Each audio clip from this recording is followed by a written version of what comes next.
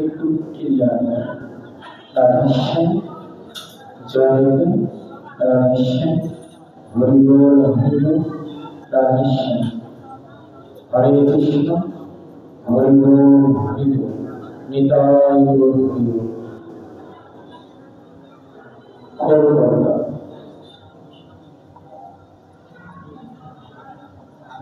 বাক্যকার করবর্তা বাক্যকার করবর্তা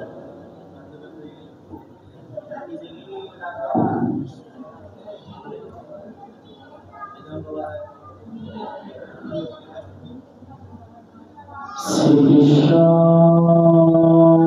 চৈতন্য চন্দ্রায়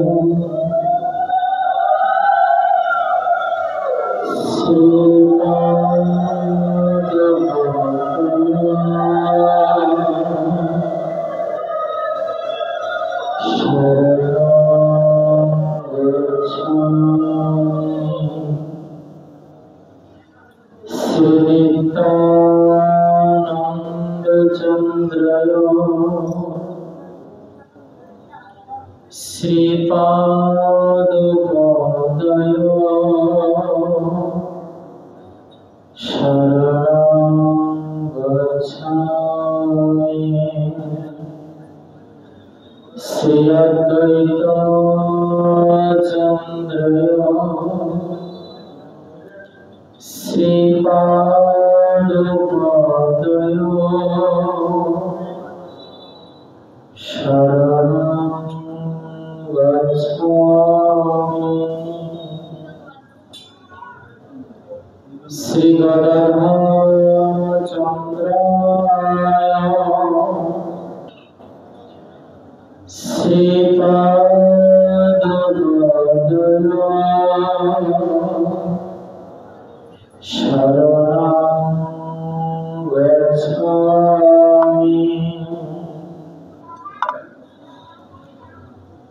শিবাশ চন্দ্রায়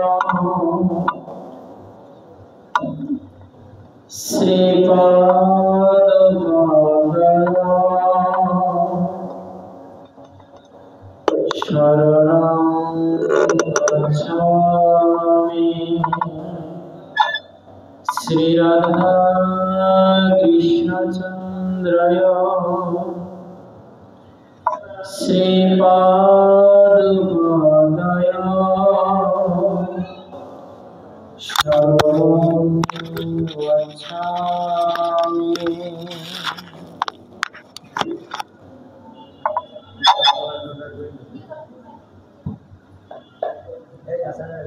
গৌর শরণং গচ্ছামি কৃষ্ণ শরণং গচ্ছামি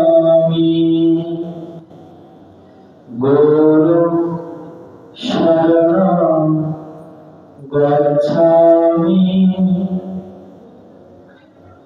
কৃষ্ণ শরণং গচ্ছামি গৌর শরণং গচ্ছামি কৃষ্ণ শরণং গচ্ছামি গৌর শরণং গচ্ছামি কৃষ্ণ শরণং গচ্ছামি। এই সময় গেলে আমার গান হচ্ছে এই সময় চলে যাচ্ছে। গোবিন্দ আদি পুরুষ নমামি চ নন্দ সুতা গোবিন্দ আদি পুরুষ নমামি চ নন্দ गोविंद आदि पुरुष नामिचानंद सोता गोविंद आदि पुरुष नामिचानंद सोता गुरुं शरणं गच्छामि कृष्ण शरणं गच्छामि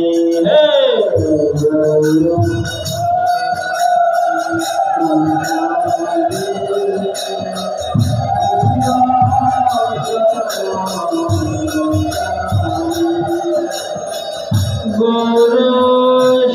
शरणं गच्छामि कृष्ण शरणं गच्छामि गुरु शरणं गच्छामि कृष्ण शरणं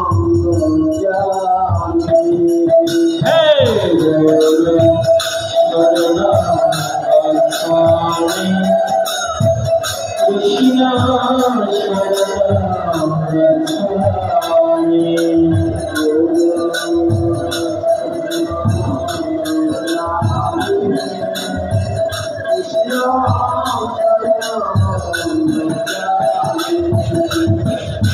भजने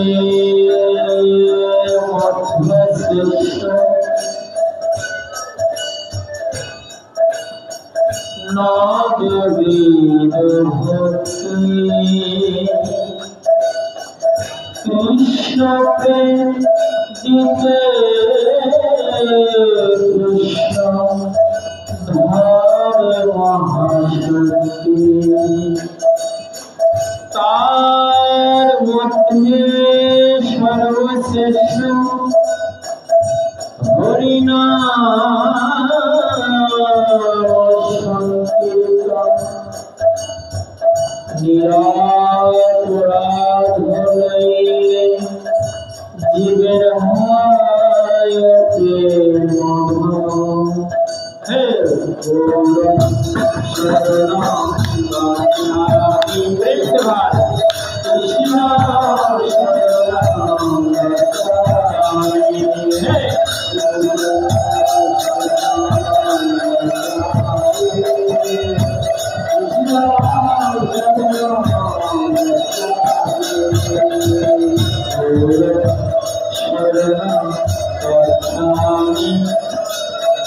कृष्ण शरणं गच्छामि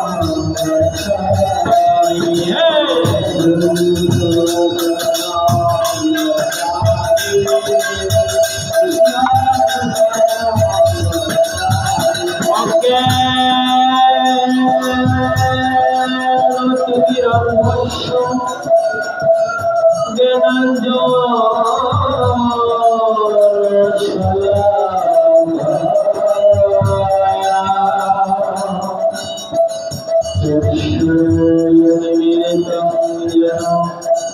तस्मै श्री गुरुभ्यो नमः वन्दे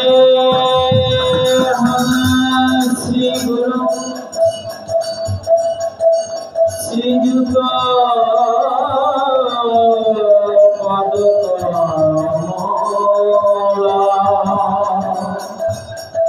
श्री गुरु वैष्णवश्च श्री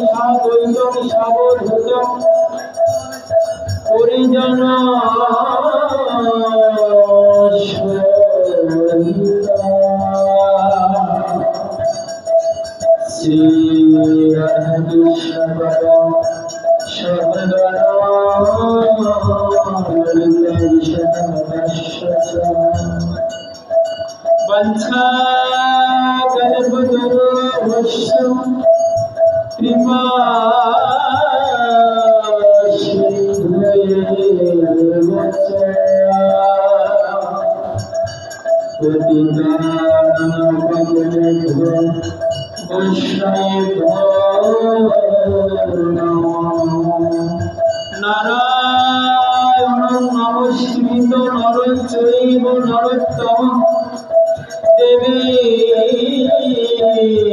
সরস্বতী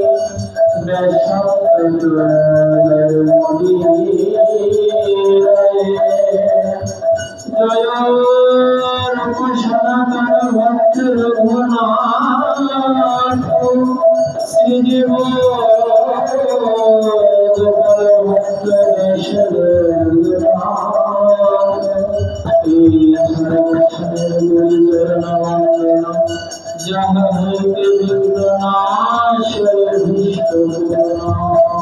दुर्गमे पुष्पेन्द्रस्य भवत मधुर घटे मोह षष्ठिदाय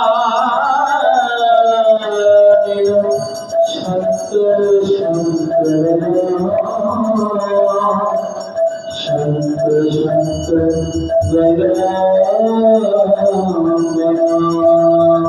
हरे कृष्ण हरे कृष्ण कृष्ण कृष्ण हरे राम हरे राम राम राम हरे हरे प्रेम से हरे कृष्ण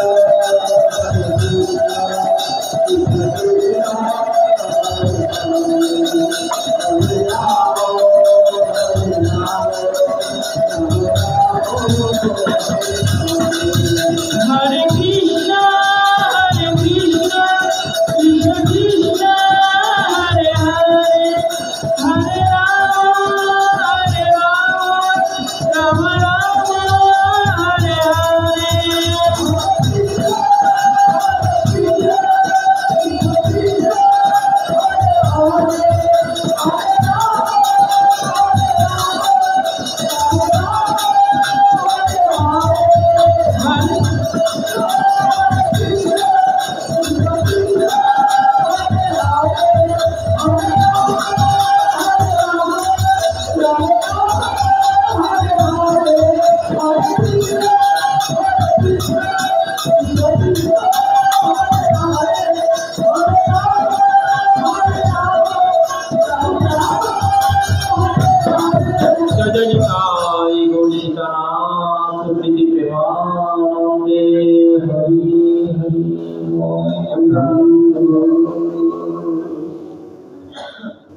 भागवत महापुराण की जय दशावतार की जय सुखदेव महाराज की जय आज के भागवत अनुष्ठान की जय उपस्थित वैष्णव मंडली की जय गाइया की ঐতিবৃন্দ কি আয়োজক সর্বাধিক কার্যক্রম কি স্থাপনা কি রাজদেবতা কি রামদেবতা কি জনিতানন্দ সীতারাম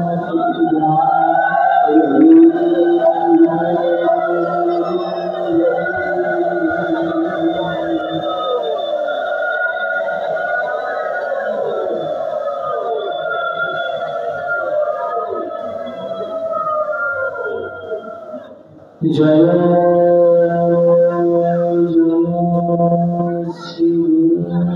श्री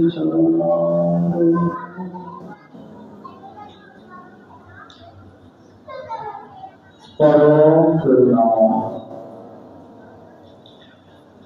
प्रेम पुरुषोत्तम सर्वोत्तम शिरोमणि परतत्व सीमा अनादि आदि गोविंद सर्वकारणीय कारण श्री विष्णुदार मानवीय पुरुष सनातन वश्य देवता संकीर्तन रंगा नीलाचल विधानी गौर हरि प्रिय पार्षद वर्ज विश्व वैष्णव करेण्य चूड़ामणि শ্রীল নরেন্দ্র দাস ঠাকুর মহাশয় ভাগবত মহাপুরাণের রসকণিকা সঞ্চয় করে নিজ লেখনীর মাধ্যমে সহজ সরল প্রাঞ্জলভাবে বিশ্ব বৈষ্ণব সমাজের কাছে তুলে ধরার অবকাশ গ্রহণ করেছেন। তার মূল্যবান অবদান হচ্ছে শ্রী শ্রী প্রেম ভক্তি চন্দ্রিকা। প্রারম্ভে শ্রী শ্রী গুরুদেবের মাহাত্ম্য প্রকাশ করেছেন। কেন বলছেন যে গুরু চরণাশ্রয় ব্যতীত ভজনে প্রবেশ করতে পারি না। যদি কেউ শুদ্ধ ভজনের ইচ্ছুক হয় অবশ্যই তাকে পরম্পরা অনুযায়ী অশ্বরীয় গুরু পরম্পরা বিশিষ্ট সদ্গুরু চরণাশ্রয় করতে হবে। আমরা গুরু চরণাশ্রয় কেন করব? তাৎপর্য কি? বলছে যে আমাদের ভিতরে জন্ম জন্মের অজ্ঞানতা রয়েছে।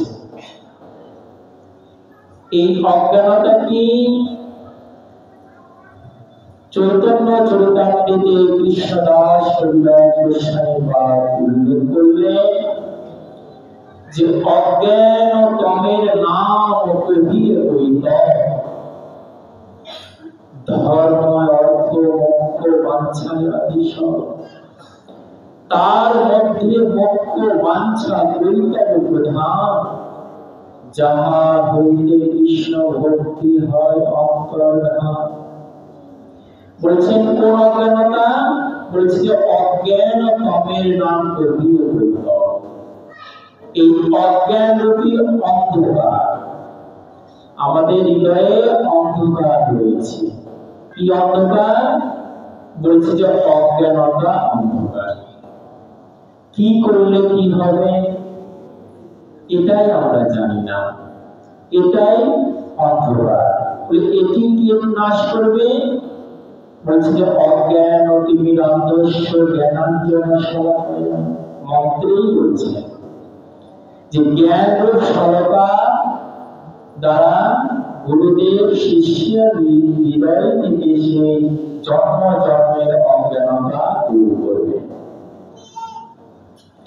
এখন যদি প্রশ্ন হয় যে বাবা আমরা তো সদ্গুরু চরণাশ্রয় গ্রহণ করেছি, তবুও তো মনের অজ্ঞানতা যাচ্ছে না,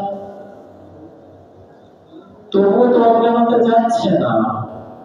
এক্ষেত্রে বলছেন যে সদ্গুরু চরণাশ্রয় করেছেন বটে, কিন্তু আশ্রয়ের মতন আশ্রয় করেন না। কেমন করে আশ্রয়?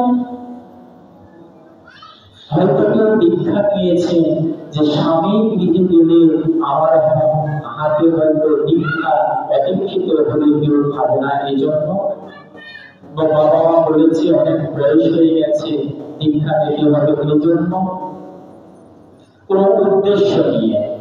কিন্তু এই মাইক জগতের উদ্দেশ্য নিয়ে সদ্গুরু চরণে দীক্ষা নিলে সেই দীক্ষার কোনদিনও কৃষ্ণ ভক্তি উদয় হয় না। শ্রীজীব গোস্বামী পাদ সন্দর্ভ নামক গ্রন্থে উল্লেখ করেছে, কারো মাথায় যদি আগুন লাগে, হাতে নয় পায়ে নয়, কারো মাথায় যদি আগুন লাগে সে যেমন জলের দিকে ধাবিত হয়, তদ্রূপ সংসার পরিভ্রমণ করতে করতে করতে জীবের যখন সর্বশেষ মুহূর্ত এসে উপস্থিত হয়, তখন ভগবান তাকে সদ্গুরু চরণাশ্রয় ঘটিয়ে দেন এবং জ্ঞান দেন যে গুরুদেবের কাছ থেকে কি নিতে হবে। আমরা তো চাইতেই জানি না, গুরুদেবের কাছ থেকে চাইতেই জানি না, গর্ব করি কি যে আমার গুরু আধ্যাত্মিক শক্তি আছে, আমার হস্ত দেখে, আমার মঙ্গল অমঙ্গল কাজ করে দেয়, আমাকে গলায় তাবিজ করিয়ে দেয়, আমাকে ঝাড়ফুঁক দেয়। বলছে এটা সদ্গুরুর কাজ নয়। সদ্গুরু কোনোদিনও ওই জ্যোতিষ শাস্ত্র ওগুলো দেখবেন না, শিষ্যের তোমার কি হবে না হবে এটা দেখবেন না। কি দেখবেন? যেটা করলে তোমার কৃষ্ণ ভক্তি উদয় হবে। জয় জয় নিতাই বৈষ্ণবনাথ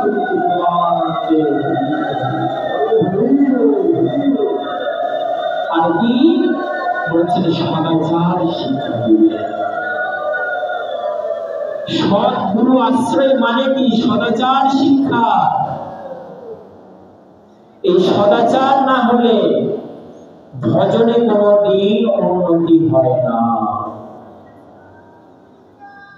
যেমন লক্ষণ মা সীতা মাতাকে একটা গণ্ডি এনে দিয়েছিলেন না, যে মা এই গণ্ডির ভিতরে থাকবে। লক্ষণ সীতা মাতাকে মা বলে ডাকতেন, যে মা এই গণ্ডির ভিতরে থাকবে, এই গণ্ডির ভিতরে যতক্ষণ থাকবে ততক্ষণ তুমি সুরক্ষিত থাকবে। যেই গণ্ডির বাহিরে হবে সেই অকল্যাণ। হলো কিনা?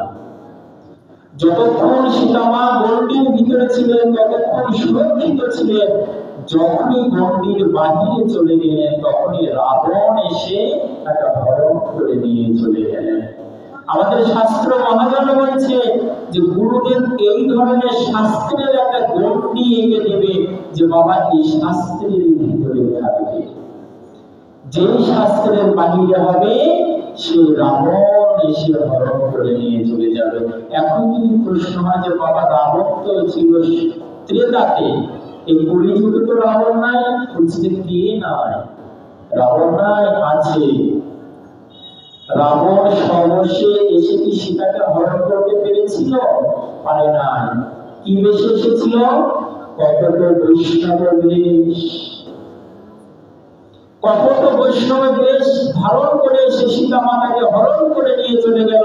শাস্ত্র বলছেন তদ্রূপ এই কলিযুগে কপট গুরু বৈষ্ণব বেশ ধারণ করে এই জীবকে ঠকানোর জন্য কলি মহারাজ দাঁড়ে দাঁড়ে ঘুরবে। তাই সাধু সাবধান। যার কার কাছ থেকে দীক্ষা নিয়ে জীবন নষ্ট করবেন না। শাস্ত্রে কথিত, শাস্ত্রে চিহ্নিত সদ্গুরুর চরণাশ্রয় করতে হবে। গুরুদেব শাস্ত্রের বাহিরে কোনো কথা বলবেন না।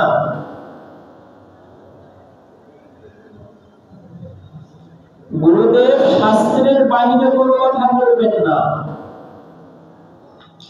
যেই সদ্গুরু চরণাশ্রয় করবেন সেই আপনার আচরণ দেখা করবো। কি বললেন? যে বাবা আমাদের কলির 4টি কাণ্ড রয়েছে, এটি ত্যাগ করতে হবে, না তো ভজন হবে না। কি? আমিষাহার, নেশাভান, জুয়াপাশার, অবৈধ যৌনসঙ্গ। আর কি বলছে? যে যার তার হাতে সেবা করবে না। 3টি দোষ মেনে চলবে। এতদিন তুমি অকাচর বেকচর খেয়েছো, আহার করেছো, আজ থেকে যখন দীক্ষা নিয়েছো আজ থেকে তোমার নিয়ম শুরু হবে। 3টি দোষে ভক্তি নষ্ট হয়ে যায়। হাজার সদ্গুরু চরণাশ্রয় করুন, হাজার সেই বৈষ্ণব সঙ্গ করুন, কিন্তু 3টি দোষ যদি থেকে যায় তাহলে ভক্তি নষ্ট হয়ে যায়। 3টি দোষটা কি? বলছে যে অন্ন দোষ, ভূমি দোষ আর সঙ্গ দোষ। অন্ন দোষ, ভূমি দোষ আর সঙ্গ দোষ। এই 3টি দোষে ভক্তি নষ্ট হয়ে যায়। অন্ন দোষটা কি? মহাজন বলছেন যে এই অন্ন দোষকে 3টি শ্রেণীতে ভাগ করেছেন: জাতি দোষ, নৈমিত্তিক দোষ আর আশ্রয় দোষ। জাতি দোষটা কি? আমরা সাধারণত বলে থাকি যারা ছোট নিম্নগুলো সেগুলো কাছে যেও না, তাদের সাথে কথা বলো না, তাদের জাতি দোষ রয়েছে। এটা অশাস্ত্রীয় কথা। শাস্ত্রে জাতিদোষ বলতে মানব জাতিকে বোঝায়নি, কেননা সৃষ্টি প্রারম্ভে মানব জাতি ছিল না, শুধু দুইটি জাতি ছিল, স্ত্রী আর পুরুষ। ব্রহ্মা যখন সৃষ্টি করলেন নারী আর পুরুষ, পরে সেই চারটি বর্ণ তৈরি করলেন, ব্রাহ্মণ, ক্ষত্রিয়, বৈশ্য আর শূদ্র। এই পরবর্তীতে কলিযুগে, মধ্যযুগে বল্লাল সেন এসে জাতি তৈরি করলেন নিজের সমাজ সুরক্ষার জন্য, যে যারা চুল কাটবে তারা নাপিত হবে, যারা মাছ ধরবে তারা মাঝি হবে, এইভাবে জাতি তৈরি করলেন। কিন্তু ভগবান কোনোদিন জাতি তৈরি করেন না, এটা সমাজকে সুষ্ঠুভাবে পরিচালনা করার জন্য বল্লাল সেন রাজা মানুষ তো, উনি এই চিহ্নিত করেছিলেন। তাহলে জাতিদোষ বলতে মানব জাতি নয়, জাতিদোষটা কি বলছে? যে খাদ্য স্বভাবতই জাতিগতই দোষণীয়। দোষণীয় খাদ্যটা কি বলছে? মাছ, মাংস, পেঁয়াজ, রসুন, উগ্র যেগুলো খাদ্য, যেগুলো শাস্ত্রে নিষিদ্ধ রয়েছে। শ্রীমদ্ ভাগবত গীতায় তিনটি খাদ্যের কথা উল্লেখ করেছে: রাজস্বিক, তামসিক আর সাত্ত্বিক। রাজস্বিকটা কি বলছেন? যে মাছ, মাংস, পেঁয়াজ, রসুন যেটা খেলে মনটা উদ্ভূত হয়ে যায়। তামসিকটা কি? পচা, বাসি, দুর্গন্ধযুক্ত। আর সাত্ত্বিকটা কি? ফল, শাকাহারি, মোলাতে এগুলো। তাহলে ভগবানকে কি দেওয়া যায়? রাজস্বিক, তামসিক আহার কি ভগবানকে দেওয়া যায়? কোন মন্ত্রে দেখেছেন? তাহলে ভগবান কি খায়? বলছে যে আমার ভক্ত যদি শ্রদ্ধা ভাবে, প্রেমের সহিত আমাকে সাত্ত্বিক ফল মোলাদি এগুলো দান করে, তবে আমি সেটি গ্রহণ করি। নবম অধ্যায়ে কি বললেন? যে জগতে যারা আমাকে দিয়ে খায় না তারা চোর সম।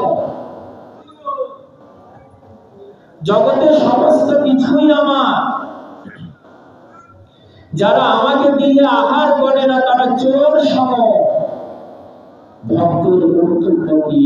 যে যা আহার করবে ভগবানকে দিয়ে খাবে।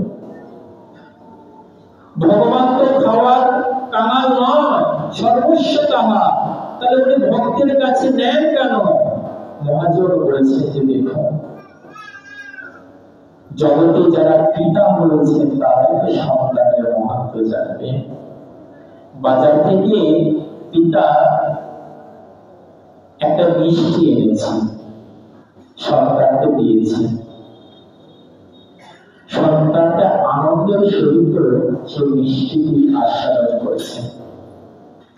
পিতা কি পারতেন না বাজারে কিনে খেতে? তা করলেন না, সন্তানের কাছ থেকে চাইছেন যে বাবা একটু দিন, একটু দিন। সন্তান বলছে যে না, সন্তান কি দেয় কোনোদিন? একবার তার যদি হাতে আসে দেয় কোনোদিন?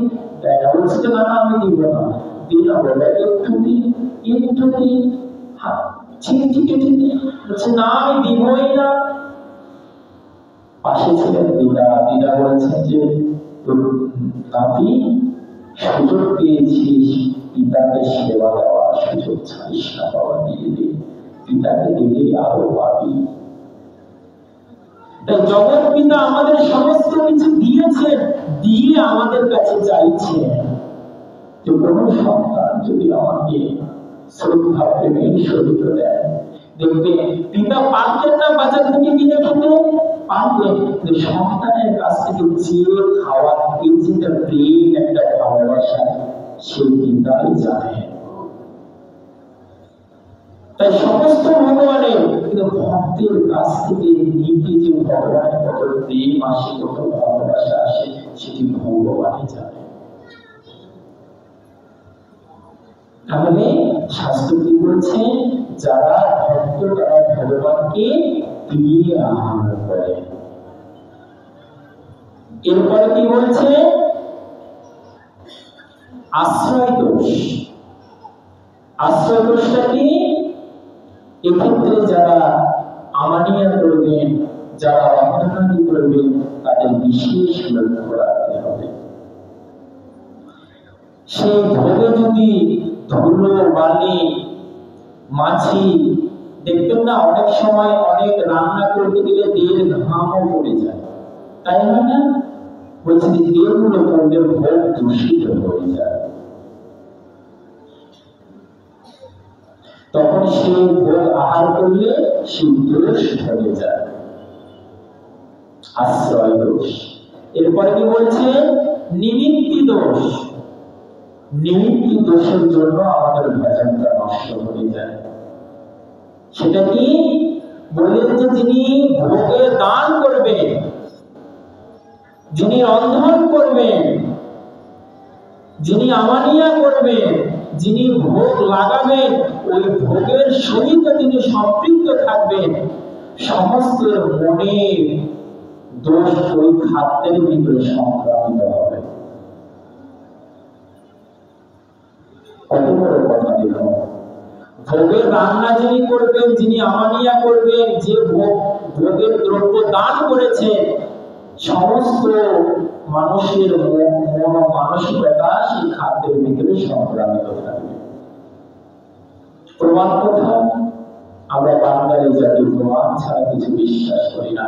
প্রমাণ দিয়ে রেখেছেন মধ্যযুগে হরিদাস দাসেন, গৌড়ীয় বৈষ্ণব জীবনী দ্বিতীয় খণ্ড,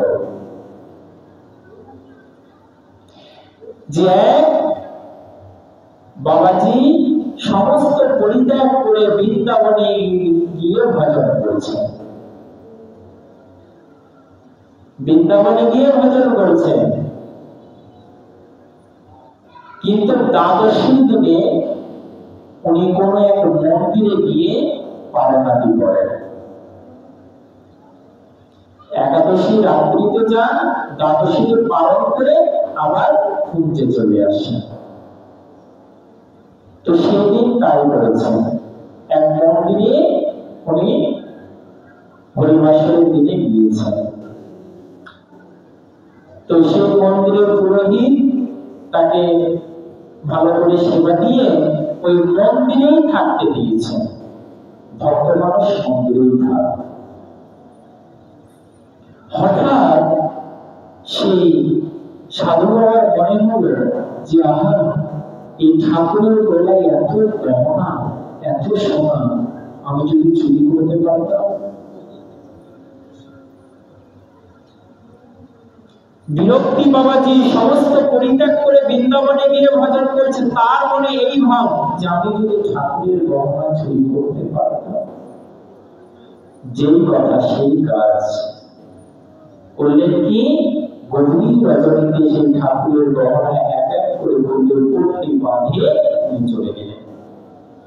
সকালবেলা সেই মঙ্গল আরতির সময় পুরোহিত দরজা খুলে দেখে যে ঠাকুরের অঙ্গে গহনা। চমকিত হয়ে গেলেন। কি দেখছেন? পাশে সেই সাধু বাবা। চারদিকে হট্টগোল পড়ে গেল, চলে এসেছিল, সাধু এসে চলে এসেছিল। তৎক্ষণাৎ গ্রামের মানুষ ছোটাছুটি করে তাকে ধরে আনলেন। বেশি দূর যেতে পারেননি, তাকে ধরে আনা হলো। গ্রাম পঞ্চায়েত, তখন তো ভারতে এটা কিন্তু কল্পকাহিনী নয়, এর সত্যতা রয়েছে। হরিদাস দাসের লেখা দ্বিতীয় খণ্ডে দেখবেন। তখন ভারতবর্ষে পঞ্চায়েত, এখনো পঞ্চায়েতই আছে। তখন পঞ্চায়েত বসলো কি, যে এ যখন ঠাকুরের গহনা চুরি করেছে, তাহলে এর শাস্তি কি হবে? যে হস্ত দ্বারা ঠাকুরের গহনা চুরি করেছে, সেই হস্তই তাকে বর্তন করা হবে। সাধু বলছে যে ঠিক আছে, আমি যখন অপরাধ করেছি তখন আমার তো সাজা পাওয়ার প্রাপ্য। তবে সাজা পাওয়ার আগে একটা জিনিস আমাকে বলো, আমি তো সমস্ত পরিত্যাগ করে বৃন্দাবনে ভজন করছিলাম, হঠাৎ এই গভীর রজনীতে আমার ভিতরে এই মানসিকতা আসলো করতে, যে খাদ্য তুমি আমাকে দিয়েছিলে সেই খাদ্যটা তোমরা কোথায় পেয়েছ? আসল জায়গায় আসে। অনেক অনুসন্ধান করে দেখা গেল যে এক চোর প্রতিদিন ওই মন্দিরে পাশ দিয়ে চুরি করতে যেত, আর ঠাকুরকে বলে যেত যে ঠাকুর, আমি যদি আজ চুরি করতে পারি তাহলে অর্ধেক ভাগ আমি তোমাকে দেব। আজ উনি জমিদার বাড়িতে চুরি করতে গিয়েছেন, বড় বাড়ি। ঠাকুরকে বলেছেন যে ঠাকুর, আজ আমি জমিদার বাড়িতে চুরি করতে যাচ্ছি, যদি আমি চুরিটা সম্পূর্ণ করতে পারি তাহলে আমার এই চুরি অর্ধেক অংশ আমি তোমাকে দেব। ঠাকুর তো আবার কম নয়, উনিও চলে এসেছিল, তাই না? ছোটবেলা থেকেই পুতনার জীবন চুরি করলেন, বস্ত্র হরণ চুরি করলেন, গোপীদের ঘরে ঘরে সেই ক্ষীর ছাড়া নবনাদি চুরি করলেন, সমস্ত গোপীগণের মন চুরি করলেন, চিত্ত চোরা। বলো চিত্ত চোরা ভগবান কি। তাকে তো চোরের শিরোমণি বলা হয়।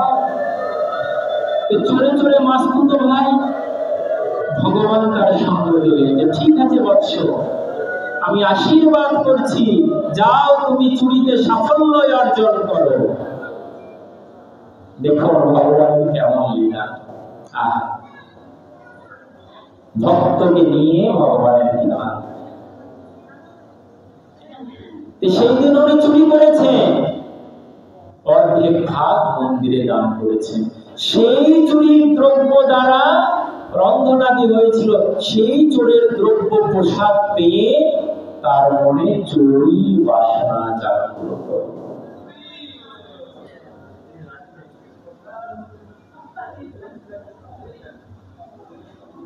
এর ভিতরে আরো একটি কারণ রয়েছে,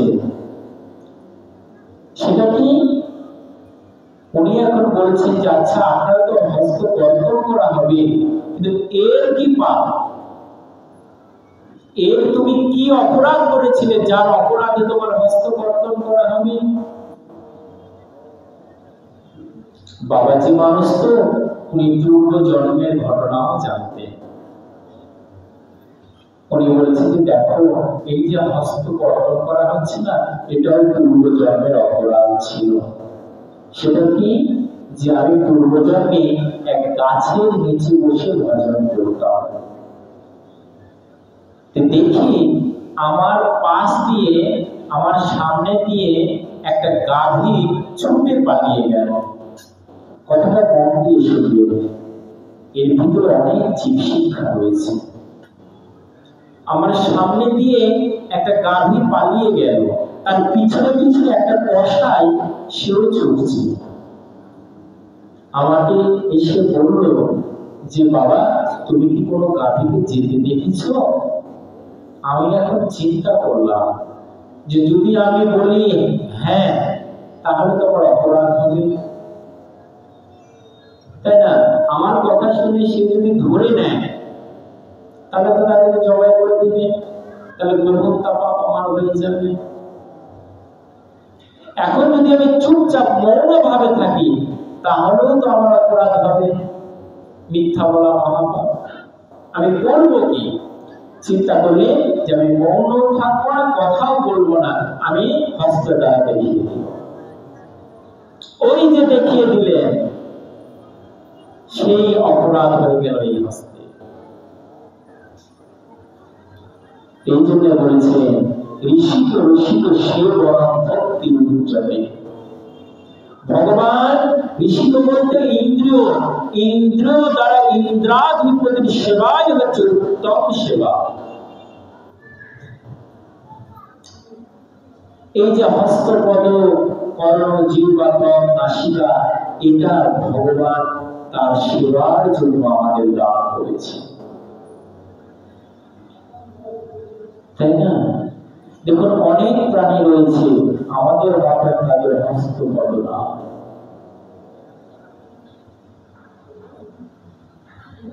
আমাদের মতো জ্ঞানেন্দ্রিয়, কর্মেন্দ্রিয় তাদের নাম, কিন্তু ভগবান আমাদের জন্ম দিয়েছেন জ্ঞানেন্দ্রিয় এবং কর্মেন্দ্রিয় দিয়ে। কেন? বলছে যে জীব কৃষ্ণ নিত্য দাস। জীব কৃষ্ণ নিত্য দাস। জীবের কর্তব্যই হচ্ছে ভগবানের সেবা করা। এই সেবা করার জন্যই আমাদের পাঠিয়েছে।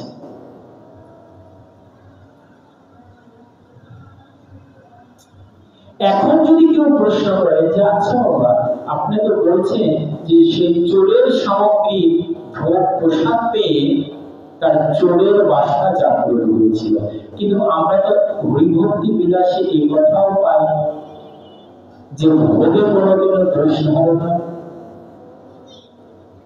তাই পাই না যে ভোগে কোনোদিনও দোষ ধরে না, প্রসাদ মাত্রই গ্রহণ, কাল বিচার করা যাবে না। মহাপ্রভু শিক্ষা দিয়েছেন সার্বভৌম ভট্টাচার্যের উপরে। উনি তো প্রথমে মায়াবতী সন্ন্যাসী ছিলেন, নিয়ম আচরণে একদম কর্কট হয়ে গিয়েছিলেন। গৌর প্রেমে যখন প্লাবিত হয়ে গেলেন, তখন ওগুলো বেদের নিয়ম আর তাকে স্পর্শ করতে পারল না। বেদ ও ছাড়ি প্রসাদ পাওয়া মাত্রই ভক্ষণ করলেন, বিচার করলেন না। তাহলে আপনি যে বলছেন, তাহলে সেই ভক্তি তার চুরির দোষ কাটাতে পারে না? দেখো, শাস্ত্র বলেছে যে প্রসাদ গ্রহণ করতে, ভোজন করতে নয়। কথার ভিতরে প্যাচ রয়েছে। ভোজন আর গ্রহণ এক জিনিস নয়। ভোজনটা কি? উদর পূর্তি ভাবে গ্রহণ করা, আহার করা, তাকে বলা হয় ভোজন। আর গ্রহণ কি? যৎ কিঞ্চিৎ, যেমন হরিদাস দেখিয়েছিলেন। গোবিন্দকে বলছেন যে গোবিন্দ, এখনো আমার নাম সম্পূর্ণ হয় না, 3 লক্ষ নাম করি কিন্তু এখনো সম্পূর্ণ হয় না। আমি প্রসাদ আহার করবো কেমন করে, কিন্তু প্রসাদকে উপেক্ষা করবো বা কেমন করে? বন্দনা করলেন, করে এক রঞ্চ সেখান থেকে গ্রহণ করলেন। তাতে কি হলো? তার নিয়ম নিষ্ঠার কোনো আঘাত পেল না। শাস্ত্র তো ভোজন করতে বলেনি, গ্রহণ করতে বলেছে। প্রসাদ যদি গ্রহণ করা হয় তাহলে তার কৃপায় লাভ হয়। আর উদারপূর্তি ভাবে ভোজন করবে, তাহলে কি হবে? কেননা প্রসাদ যদি রাজস্বী, দেখুন অনেক রন্ধনী রয়েছে, রন্ধনী যখন ভোগ রান্না করে তখন কি গোবিন্দ সেবার উদ্দেশ্য তার লক্ষ্য থাকে না। কি লক্ষ্য থাকে? যে এই রান্না প্রসাদ পেয়ে ভক্ত যেন আমার বাবা বানায়। এই জন্য কি করে? অতিরিক্ত ঝাল, অতিরিক্ত লবণ, অতিরিক্ত তেল এগুলো দিয়ে দেয়। অতিরিক্ত কোন জিনিস, সেটি হচ্ছে রাজস্বিক আর তামসিক।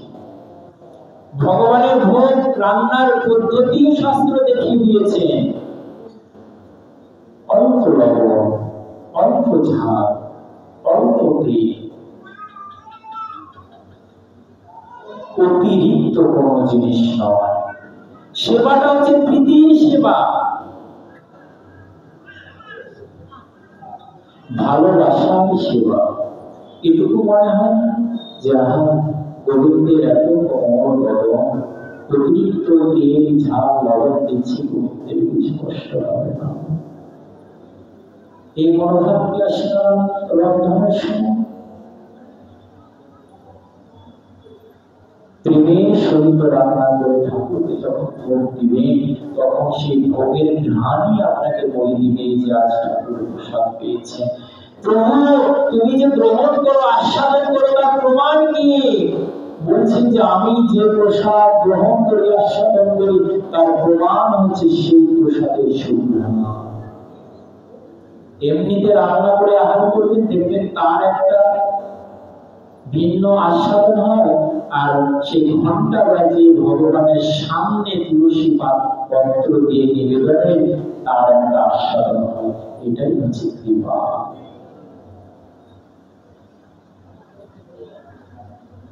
এই গেল নৈমিত্তিক দোষ। আচ্ছা বলছেন যে তাহলে এক্ষেত্রে কি করব? কারণ আমরা সমাজবদ্ধ জীব, সমাজে থাকতে হয়, দোষ এড়ানো তো সবসময় সম্ভব নয়। তো দোষ এড়ানোর কথা বলছি, তার আগে দোষ যে কাটে না তার কথাও শাস্ত্র বলে রেখেছেন। কি? যে বৃন্দাবনে এক কুঞ্জে 10 থেকে 12 জন সন্ন্যাসী বাস করতেন, ব্রহ্মচারী সন্ন্যাসী, বিয়ে করেন। তো সেই কুঞ্জে একটু দূরে এক 3 তলার উপরে এক বণিকা বাস করতেন, তুলিকা। সে ব্রহ্মচারীদের রূপ দর্শন করে সে পতিতা একদম মোহিত হয়ে গেলেন। কিন্তু মোহিত হয়ে তো পাওয়া সম্ভব নয়, কেননা তারা সাধু মহাত্মা। তো প্রতিদিন সেই সাধু মহাত্মাদের দর্শন করতেন। দর্শন করতে করতে কি হলো? ওই দর্শনে পবিত্র করো তোমার মন। প্রেম ভক্তি চন্দ্রিকায় নরোত্তম দাস ঠাকুর মহাশয় উল্লেখ করেছেন কি? যে সাধু দর্শনে পবিত্র হয়ে যায়। সঙ্গ করতে হয় না, গৃহে আগমন করতে হয় না, দর্শনেই পবিত্র হয়ে যায়। কিন্তু ভাগবত, চৈতন্য ভাগবত সেই প্রেম ভক্তির উপরেও একটি কথা বলে রেখেছেন কি? যে গ্রামে ভক্ত অবতারে তাহার প্রভাবে লক্ষ যোজন স্তরে। দর্শন করতে হয় না। যদি কোনো গ্রামে একটা শুদ্ধ ভক্তের আগমন হয়, বলছেন যে ওই আগমনের ফলে কি 1 লক্ষ যোজন উদ্ধার হয়ে যায়। 1 যোজন বলতে 9 মাইল, তাহলে 1 লক্ষ যোজন কত মাইল? এর মধ্যে কোন জন্তুতে প্রবেশ অধিকার নাই, উদ্ধার হয়ে যায়। ঠাকুরে ঠাকুর আমার বৈষ্ণব গোসাই, কলি ভব তরাইতে আর কেহ নাই। ঠাকুরে ঠাকুর আমার বৈষ্ণব গোসাই, আমরা যার সেবা করছি তিনি কি ঠাকুর, তাই না? ওই ঠাকুরের আবার ঠাকুর আছে, তিনি কে? বৈষ্ণব গোসাই। ভগবানেরও ঠাকুর আছে, ভগবানেরও আরাধ্য রয়েছেন, তিনি কে? বলছেন বৈষ্ণব গোসাই। কলি ভব তরাইতে আর কেউ নাই। বলছেন যে ভগবান কি পারবেন না কলি ভাব তরাইতে? বলছেন যে না, ভগবান করবেন না এই কাজ। তিনি দায়িত্ব দিয়েছেন ভক্তের উপরে। যদি তাই না হতো তাহলে চৈতন্য চরিতামৃতে কৃষ্ণদাস কবিরাজ গোস্বামী কেন উল্লেখ করছেন যে সাধু সঙ্গ সর্বশাস্ত্রে কয়, লবমাত্র সাধু সঙ্গ কৃষ্ণ ভক্তি হয়। এখানে তো বলতে পারছেন যে কৃষ্ণ সঙ্গ সর্বশাস্ত্রে কয়, লবমাত্র কৃষ্ণ সঙ্গ কৃষ্ণ ভক্তি হয়। এটা তো বললেন না, সাধুকে দেখিয়ে দিলেন। ভগবানের যে নাই উনি দিবেন কোথা থেকে? যে প্রেম পাওয়ার নিমিত্তে ভগবান গোলক ছেড়ে ভূলোকে এসেছে, ভক্তের ভাব অঙ্গীকার করে নদিয়ার পথে পথে ধুলায় ধূসরিত হচ্ছে। ভগবানের কাছে সব আছে, ভগবানের কাছে সব রয়েছে, কিন্তু নাই একটি জিনিস, সেটা কি? প্রেম। সেই প্রেমের সম্পূর্ণ প্রকাশ ঘটেছিল সেই সুরধন্বন্তী। এতদিন কি বরাহ রূপে এসেছেন, একটু খুলে মিলেই বলি, শুকর রূপে এসেছেন, কশ্যপ রূপে এসেছেন, কত প্রাণী রূপে এসেছেন। রাম আদি অবতারে হাতে নানা অস্ত্র ধরে প্রকৃতি করয়ে সংহার। রাম হয়ে এসেছেন, হাতে অস্ত্র ধরেছেন, ধনুক ধরেছেন, ঐশ্বর্য ঘটিয়েছেন। মৎস্য কুর্মাদি লীলা তুমি ঐশ্বর্য প্রকাশ করেছেন। কৃষ্ণ মাঝে মাঝে ঐশ্বর্য প্রকাশ করেছেন, নয়তো বা 19টা আঙ্গুলে গিরি গোবর্ধন পারবেনই বা কেন? কিন্তু গৌরহরি ঐশ্বর্য প্রকাশ করলেন না, কি প্রেম প্রকাশ করলেন। কেননা উনি তো প্রেমিক হয়ে এসেছেন, ভক্ত ভাব অঙ্গীকার করে এসেছেন। আর ভক্তের সম্পত্তি তো হচ্ছে প্রেম। আপনার ভিতরে প্রেম আছে, এর প্রমাণ কি? মাধুর্য কাদম্বিনী গ্রন্থে বিশ্বনাথ চক্রবর্তী পাদ উল্লেখ করেছেন যে যার হৃদয়ের প্রেম আছে তার প্রমাণটা হচ্ছে তার নয়নের বাণীধারা। কাহা করো কাহা যাও কাহা মিলে গুরুত্ব পাও কি মরিদির ভগবান কোথা? ভক্তের এই আত্মীয় উৎকণ্ঠা ব্যাকুলতা হাহাকার। গৌড়ীয় বৈষ্ণবের জীবনী দেখো, আত্মী উৎকণ্ঠা হাহাকার বেদনা বিধুর সেই গৌড়ীয় বৈষ্ণবের জীবনে। ঠাটবাটে নয় যে ভালো মন্দ খেলাম, দিন দুনিয়া ঘুরলাম, নতুন নতুন কাপড় করলাম, এটা নয়, বেদনা বিধুর। একটা পতিব্রতা রমণীর যেমন স্বামী বিয়োগে সে সর্বদাই ক্রন্দিত হয়, তদ্রূপ সে গৌড়ীয় বৈষ্ণব জীবনী সর্বদাই ক্রন্দন করে। ভগবান নিজে প্রকাশ করেছে, গম্ভীরায় যখন আতর হয়ে গেলেন তখন নিজের মুখ দ্বারা নিজের অঙ্গ ছেদন করেছিলেন, দেওয়ালের বুকে নিজের মুখ ঘর্ষণ করেছিলেন। তিনি সর্বমুখী দামোদর, হে রায় রামানন্দ, আমি কি পাবো না সেই পবিত্র সেই মুরলী পরমকে ক্রন্দন করেছে। তো এই প্রেমী হাহাকার, প্রেমের বহিঃপ্রকাশ হচ্ছে হাহাকার। প্রেমটা কি জানেন? যত আস্বাদন করতে পারবেন হৃদয়ে তত নাই নাই নাই ভাবনা চাপবে। প্রেমটা যত হৃদয়ে আসবে তত নাই শব্দটা ভিতরে চলে আসবে। ভজন নাই, সাধন নাই, ভক্তি নাই, কিছু নাই, এই নাই শব্দটা চলে আসবে। যখনই মনে করবেন আমার কিছু আছে, ওই পাওয়ার পথে দাঁড়িয়ে পড়ে যাবে, আর পাবেন না। অতৃপ্ত বাসনা সর্বদাই হৃদয়ে অতৃপ্ত বাসনা থাকবে। নাম করেও যেন শান্তি পায় না। এই নয় যে প্রতিদিন 16 মালা জপ করি, এটা একটা নিয়ম হয়ে গেছে। 16 মালা, বাবা 16 মালা হয়ে গেছে, আর মালা করবো না, এটা নয়। ভক্তের এইরকম আর নাম করছে, আরো যেন করতে থাকি, কিসের শুরু, কিসের করতে করতে থাকি ঠাকুর সেবা। এই নয় যে 1 ঘন্টা মধ্যে আমাকে ঠাকুর সেবা করতে হবে। বিগ্রহ নয়, তুমি সাক্ষাৎ ব্রজেন্দ্র নন্দন। কলিযুগে ভগবান সেই হস্তে বংশী নিয়ে আমাদের সামনে দাঁড়িয়ে থাকবেন না।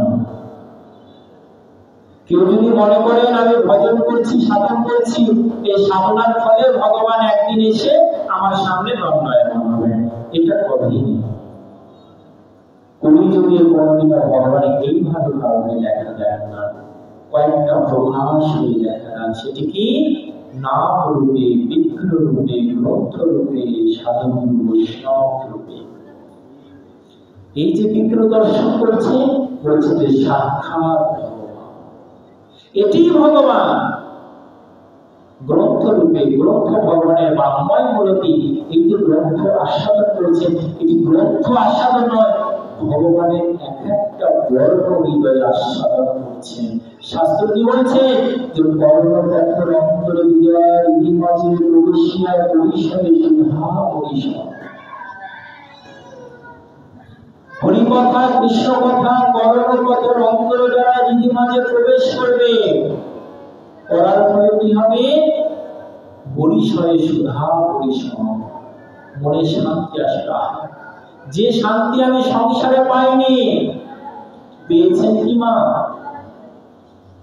মনে করলাম অর্থ সঞ্চয় করলেই শান্তি হবে, অর্থ সঞ্চয় করেছেন, শান্তি কি পেয়েছেন?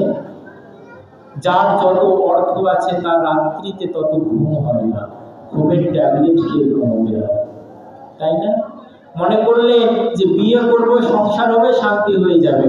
ও বাবা, বিয়ে করার পর না না ঝামেলা, আজ এটা কাল ওটা। তখন মনে হয় ব্যাচেলর ছিলাম, ভালো হয়েছে। মনে করলাম নাতি এগুলো হয়ে যাবে, ভালো থাকবো। ও বাবা, নাতি হয়ে গেলে তার আরো বিষয় বাসনা জেগে গেল।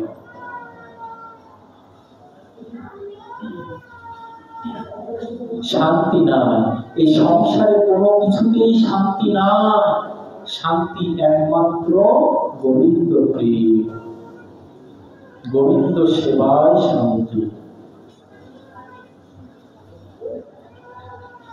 সেই পতিতা প্রতিদিন সে ভক্তকে দর্শন করতে করতে তার হৃদয়ে প্রেম ভক্তি জাগ্রত হলো। উনি মনে করলেন, যাহা সারা জীবন আমি দেহ ব্যবসা করে আমার দেহকে নষ্ট করেছি, আমি যদি আগে কৃষ্ণ সেবায় লাগাতে পারতাম তাহলে এই দেহটা আমার থাকতো। কিন্তু আমি করবো কি এখন?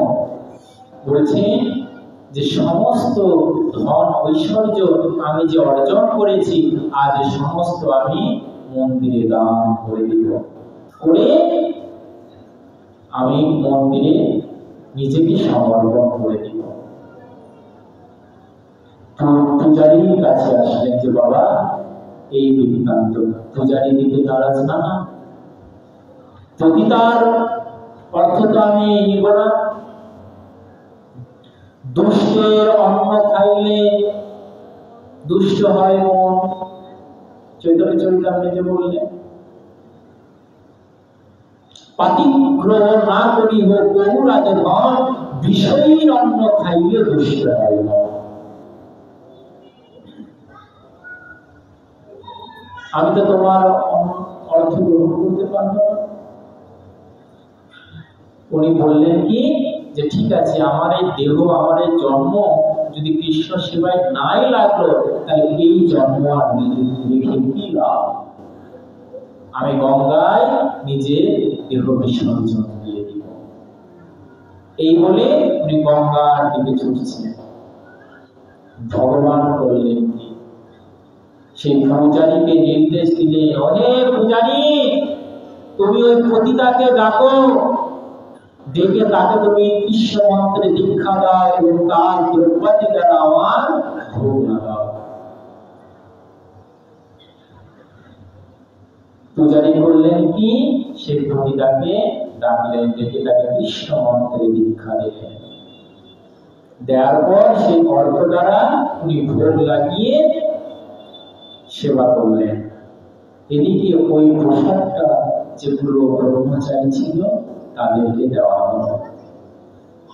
সেই রাত্রিতে সে ব্রহ্মচারীদের ব্রহ্মচর্য নষ্ট হয়ে গেল।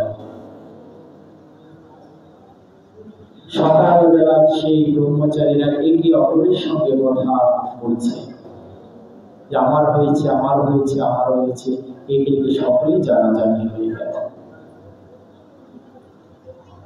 সকলে সেই পুরোহিতকে গিয়ে ধরেছে যে তুমি রাত্রিতে কি আহার দিয়েছিলে?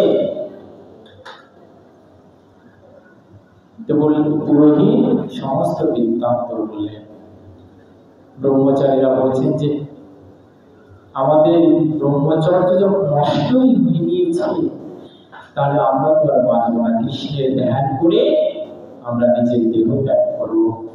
এই বলে নিজ নিজ কুটিয়ায় গিয়ে দরজা বন্ধ করে 3 দিন তারা অনাথ হয়ে রইলেন।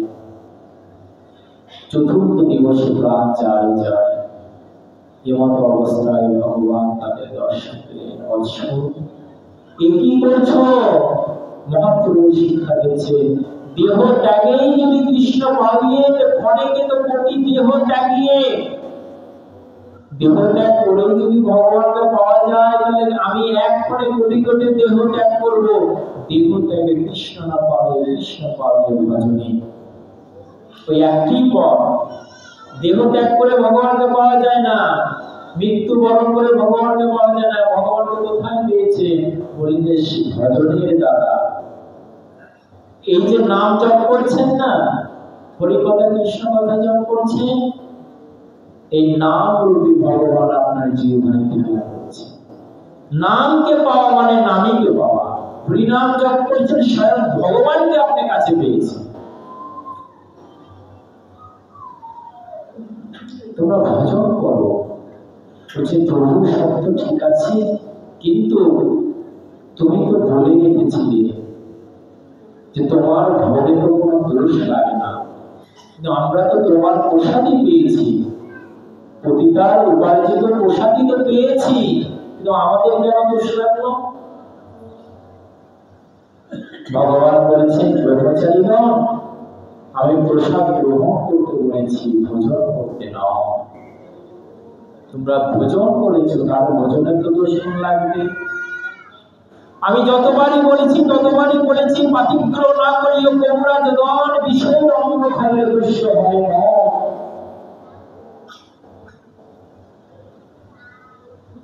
আমি তো বারংবার বলেছি বিষয় অঙ্গ তোমরা কেউ, তোমরা কেন খেয়েছ? বলছি যে আমরা প্রসাদ রূপে খেয়ে আমাদের দোষ হয়েছে, তোমার দোষ হয় না? দেখুন ভক্ত ভগবানের কথা, কেউ ভগবান তোমার কি দোষ হয় না? তুমি তো পতিতার অন্ন গ্রহণ করেছো, তোমার দোষ হয় না? ভগবান বলছে, দেখো আমি ভগবান, নিয়মটা আমার জন্য নয়, আমি স্বতন্ত্র। ভগবানকে বলা হয় স্বতন্ত্র। ভগবানকে কোন নিয়ম আবদ্ধ করতে পারে না, নিয়ম হচ্ছে ভক্তের জন্য। আমি শঙ্কর রূপে সে বিষকে পান করেছি, আমি সংহার কর্তা শঙ্কর রূপে বিষকে পান করেছি। এই যে দেখো আমার মনটি এখনো নীল হয়ে আছে। তোমরা কি পারবে? ওই যে অনেকে বলে থাকে না, বাবা ভক্ত, ও শঙ্কর বলে চলে আসে। অনেকে বলে না যে মহাদেবের ভক্ত, গাঁজা না হলে আমাদের চলে না, বাবা খেয়েছে তাই আমরা খাই। তো বাবা গাঁজা খেয়েছে এমন কথা কোন শাস্ত্রে আছে? বাবা যে গাঁজা খেয়েছে, মহাদেব যে গাঁজা খেয়েছে, এটা কোন শাস্ত্রে আছে? আছে, তামসিক শাস্ত্রে রয়েছে। কিন্তু তামসিক তো আমরা নয়, আমরা সাত্ত্বিক। সাত্ত্বিকের দিকে নির্দেশ দেওয়া আছে, সেটি আমাদের মানতে হবে। আমাদের মহাদেব গাঁজাখোর নয়, আমাদের মহাদেব পরম বৈষ্ণব। আমাদের মহাদেব গাঁজা খায় না, আমাদের মহাদেব রামের মহাপ্রসাদ আস্বাদন করে। যাদের মহাদেব গাঁজা খায়, যারা গাঁজা বাবা, তারা সাত্ত্বিক নয়, তারা তামসিক। তামসা করে, সেই শ্মশানে পড়ে থাকে উলঙ্গ অবস্থায়, মানুষের মরা দেহ তারা ভক্ষণ করে। তামসিক, তাদের বাবা গাঁজা খায়, আমাদের বাবা গাঁজা খায়। ভগবান বলছেন, আমি যতবার, আমি তো ভগবান, আমি সমস্ত কিছু আহার করতে পারি, আমি স্বতন্ত্র। তোমরা তো আমাকে আমার নকল করতে পারবে না। অনুকরণ নয়, অনুসরণ করতে হবে।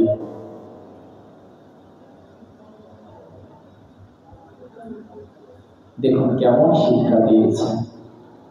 যে এই সময় হরিদাস দাসের কলম ধরেছে যে আমরা সমাজবদ্ধ জীব, সমাজে বিভিন্ন অনুষ্ঠানে আমাদের চলতে হয়। আমরা দেখছি যে গোসাই ভোগ লাগাচ্ছে তিনি সদাচার নন, সদ্গুরু চরণাশ্রিত নন। কিন্তু আমরা জেনেছি যে অবৈষ্ণবের হস্তে পাচিত রন্ধনাদি, পরিচিত রন্ধনাদি থেকে ভক্তি নাশ হয়ে যায়। এদিকে সামাজিকতা রয়েছে, না আহার করলেও দোষ হয়ে যাবে। এক্ষেত্রে কি হরিদাস দাসিনী শিক্ষা দিয়েছেন যে এক বিরক্তি বাবাজি বৃন্দাবনে গিয়ে ভজন করেছেন।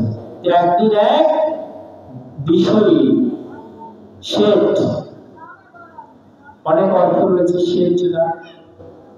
শেঠেরা আবার গোপাল সেবা করত। গোপাল সেবা ওনার আবার খুব শখ যে আমার গোপালের ভোগ আমি এসে বাবাজিকে দেব। বারবার অবরোধ করেন, কিন্তু বাবাজি ওটা নাকচ করে দেন। এইভাবে বলতে বলতে বাবাজিও একদিন করুণা হলো, এত করে বলছে ঠিক আছে তোমার গোপালের ভোগ নিয়ে আসো। শেষ করলেন কি, গোপালের রাজকীয় ভোগ অনেক ভোগ নিয়ে আসলেন, দামি দামি সব। বাবাজি করলেন কি, সেই প্রসাদকে আগে পরিক্রমা করলেন, বন্দনা করলেন, করে সেখান থেকে শুধু তুলসী পত্র গ্রহণ করে চলে গেলেন। কি শিক্ষা পেলাম আমরা? তাতে কি প্রসাদের কোনো অশ্রদ্ধা করা হবে না, আবার দোষ হবে না। বলছেন যে সাধকরা এইভাবে চলবে। যদি কোনো দোষ দর্শন হয় তাহলে প্রসাদ তো অপমান করা যাবে না, অবজ্ঞা করা যাবে না, অশ্রদ্ধা করা যাবে না, আবার গ্রহণ করা যাবে না। এই পদ্ধতিটি অবলম্বন করবে। এই গেল অন্য দোষ। এরপরে বলছেন যে সাধু সঙ্গ দোষ। আমরা প্রায় বলে থাকি না যে সৎসঙ্গে সর্বনাশ, অসৎসঙ্গে সর্বনাশ। বলি না যে কেউ যদি সৎসঙ্গ করে তার সঙ্গে বাস করে, আর অসৎসঙ্গ করলে তার নরক ভোগ হয়।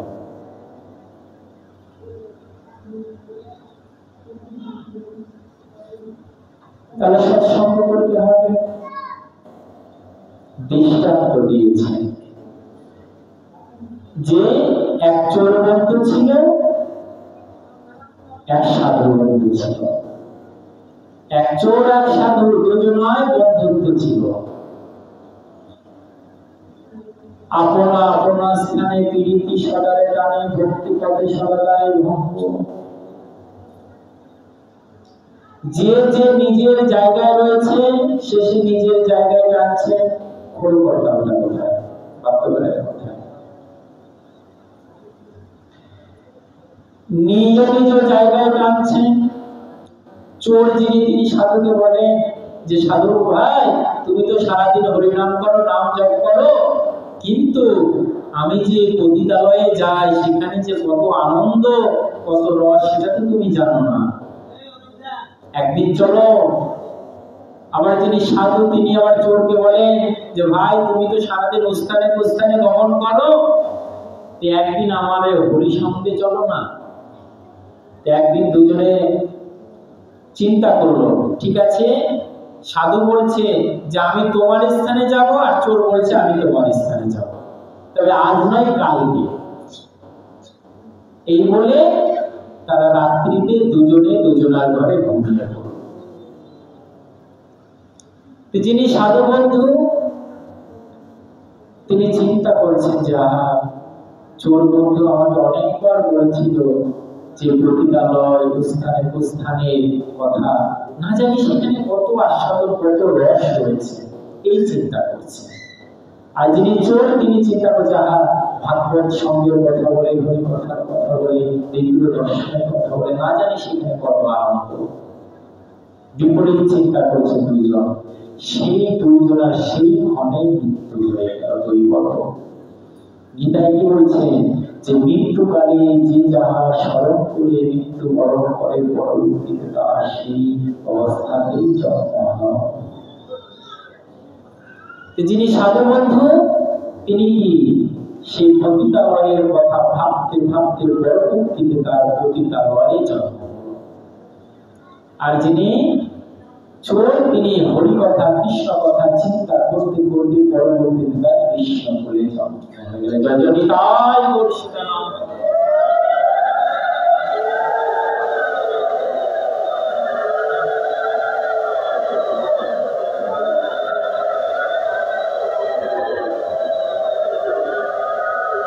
এই হচ্ছে সাধু সঙ্গের মাহাত্ম্য। চৈতন্য চরিতামৃতে বলছে যে আমার সঙ্গ করে, ভগবান নিজে বলছে যে আমার সঙ্গ করে ভক্তরা যেটি লাভ করতে পারবে না, আমার ভক্তের সঙ্গ করে অনায়াসে সেটি লাভ করতে পারবে। অনায়াসে। যারা আমার ভক্ত তারা আমার প্রকৃত ভক্ত নয়, যারা আমার ভক্তের ভক্ত তারা আমার প্রকৃত ভক্ত। আমার ভক্তের ভক্তই হচ্ছে আমার প্রকৃত ভক্ত। তাই দেখুন ভগবান রাধা রানীকে সেই ভক্ত ভক্ত বানিয়ে রাধা রানী পিছু পিছু ছুটছিলেন। আজ বৃন্দাবনে এতটাই রাধা নামে প্রচারিত হচ্ছে, আকাশে ভূমিতে বৃক্ষ লতা গুলমানি সবাই যেন রাধা নাম কীর্তন করেছে। তার সঙ্গে আমরাও একটু আস্বাদন নিয়ে নিই, সবাই মিলে হাতে তালি দিয়ে রাধা নাম কীর্তন করব। রাধা তো নাম আনমন বলে রাধে রাধে, রাধা তো নাম আনমন বলে রাধে রাধে।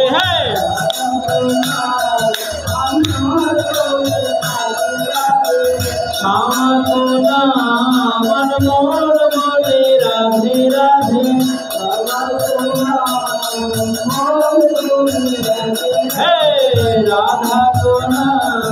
আনমন বলে রাধে রাধে।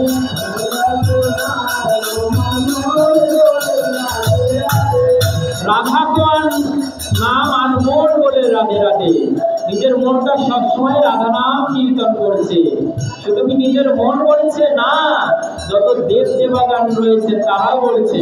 ব্রহ্মা বি বলে রাধে, কৃষ্ণ বি বলে রাধে,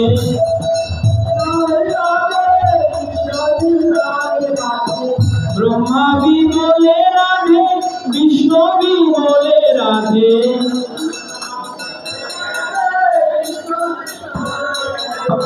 ব্রহ্মা বি বলে রাধে, বিষ্ণু বি বলে রাধে।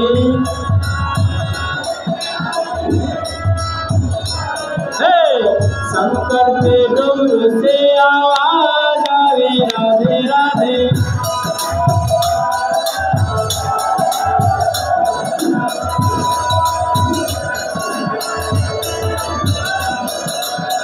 राधा को नाम अनमोल बोले राधे राधे।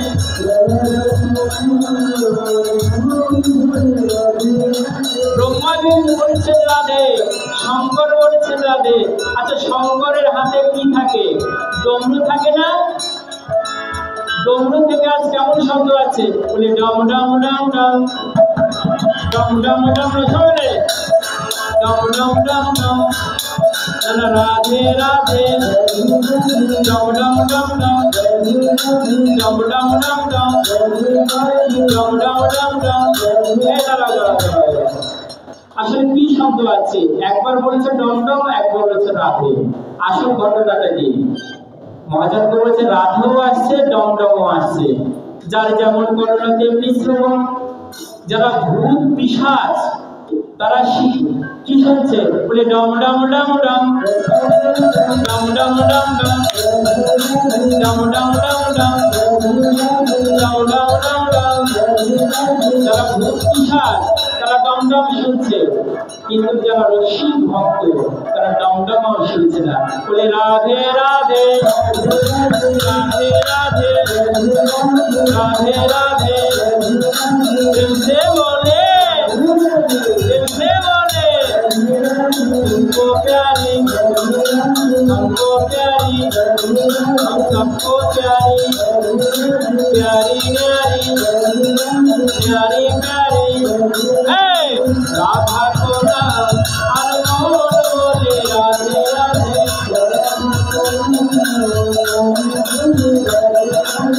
श्यामा को नाम अनमोल बोले राधे राधे।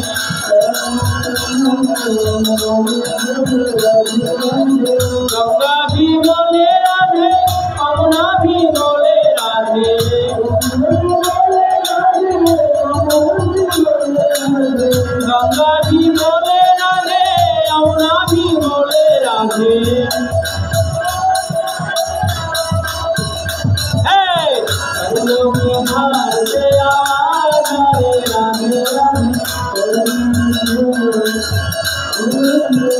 राधे राधा तोरा अनुमोदने राधे राधे राधे प्रेम से राधे राधे राधे राधे राधे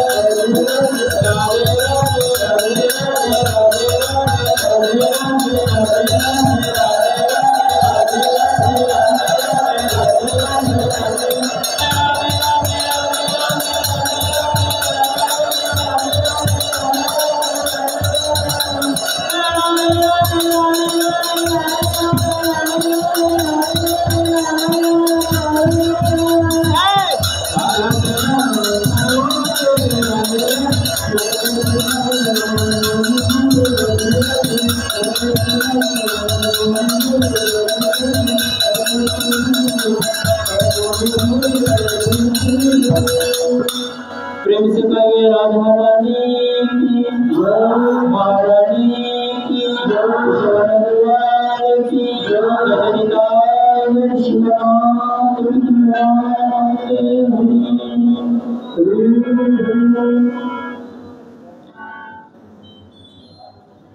जीव कृष्ण नित्य दास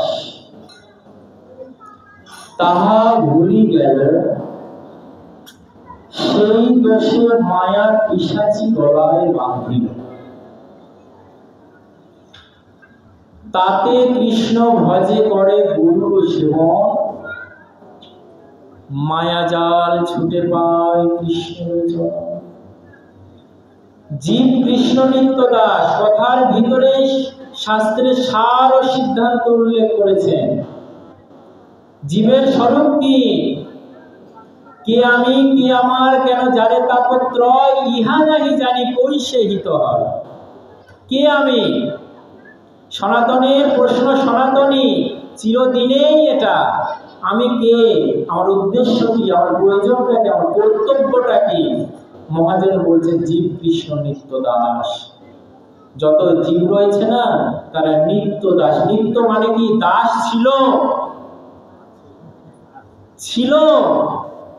কিন্তু কোন দৈবত কারণে আমরা ভুলে গিয়েছি ভুলে এই মায়ার জগতে চলে এসেছি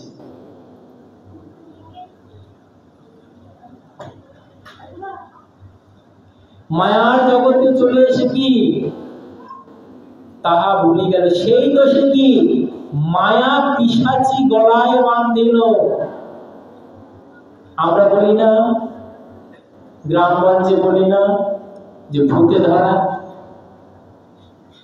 বলি না মা ভূতে ধরেছে তাহলে এখনটা কি সে সর্বশে থাকে না উল্টা পাল্টা বলে তাই না নাচে কাঁদে এটা বলে ওটা বলে বিভিন্ন কথা বলে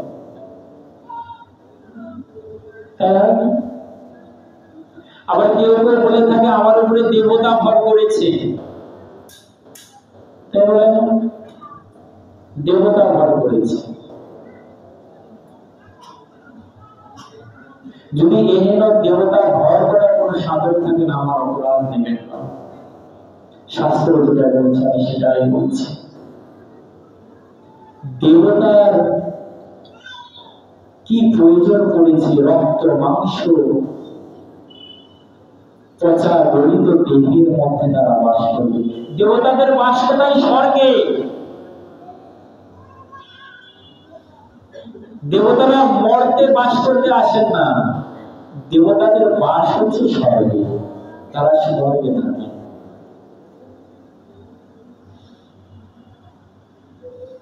তাই যারা বলেন যে আমার ভিতরে দেবতা ভর করেছে এটা নিতান্ত লোক ঠকানো ছাড়া আর কিছু নয় আর ভূতে ধরাটা কি ওই গ্রামগঞ্জে দেখা যায় যে ভূতে ধরলে উদ্ধার সব কথা বলে আমাদের শাস্ত্র কিছু ক্ষণের মতন মেনে নিয়েছে যদিও ভূত পিশাচ এগুলো কাউকে ধরে না কিছু ক্ষণের জন্য মেনে নিয়েছেন যদিও কাউকে ভূত ধরেও থাকে সে যেমন প্রলাপ করে তদ্রূপ এই মায়ারূপ পিশাচি আমরা সংসারকে কৃষ্ণকে ভুলে মায়াকে যখন আশ্রয় করেছি, ওই মায়া পিশাচী ভূত রূপে আমাদের সংসারে আমাদের গলায় বেষ্টন করে রেখেছে। বেষ্টন করে কি করছে? তোলা বকাচ্ছে, সন্তান আমার, পুত্র আমার, পিতা আমার, মাতা আমার, ভাই ভাতিজা সম্পূর্ণ আমার। এই যে আমার আমার আমার আমার, এই আমারটাই হচ্ছে মায়া পিশাচী। যতক্ষণ এই আমার আমিত্ব না যাবে, ততক্ষণ কৃষ্ণ ভক্তি সেই হৃদয়ে জাগ্রত হবে না।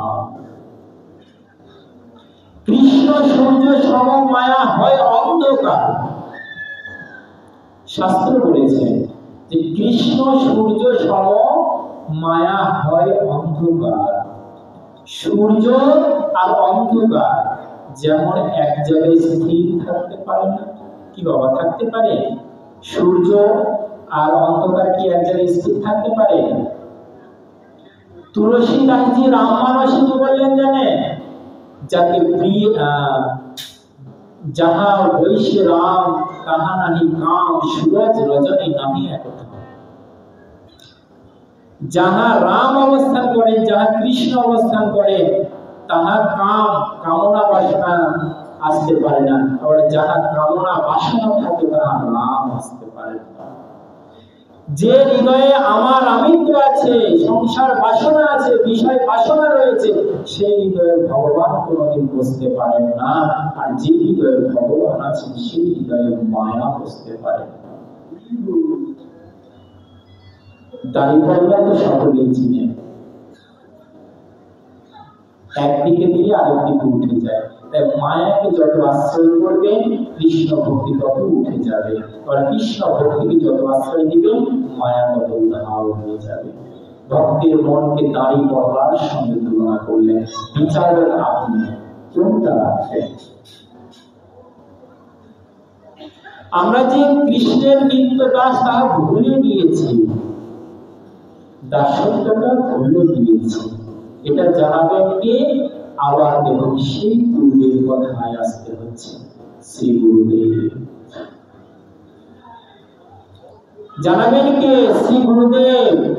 শিষ্য যখন গুরুদেবের কাছে আশ্রিত হবে, তখন গুরুদেব তাকে জানিয়ে দিবেন, বৎস তুমি অমুকের ছেলে, অমুক নও, তুমি জগৎ পিতার ছেলে। তোমার নাম এটা, তোমার বয়স এটা, তোমার বসন এটা, তোমার ভূষণ এটা। গুরুদেব একাদশটি ভাবের সঙ্গে পরিচয় করে দিবে, যে আজ থেকে তোমার নাম এটা, বয়স এটা, সেবা এটা। যিনারা সদ্গুরুর কাছে আশ্রয় নিয়েছেন, তিনারা এই একাদশ ভাবটি পেয়ে থাকেন।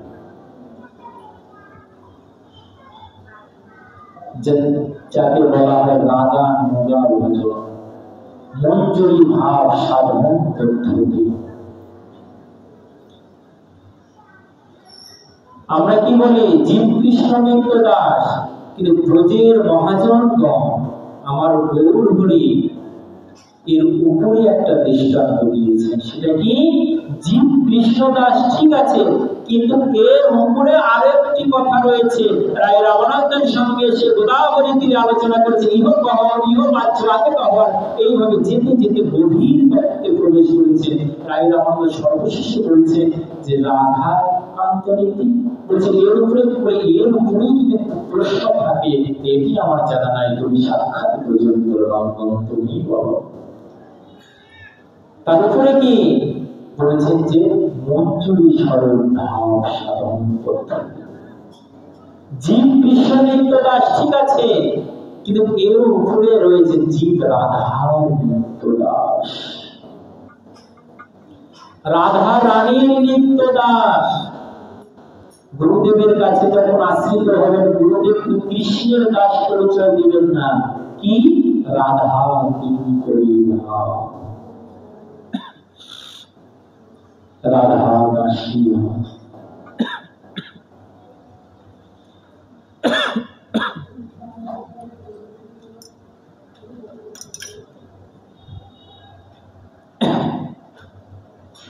যে আজ থেকে তোমার স্বরূপ চিহ্ন করি, রাধারানী দাসী হয়ে রাধারানী দিন করি হয়ে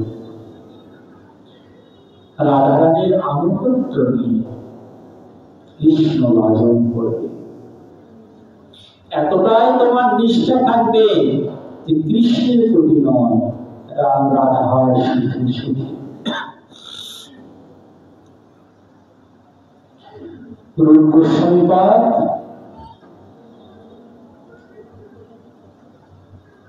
উত্তরিকা বল্লরী নামক স্তবে প্রকাশ করেছে।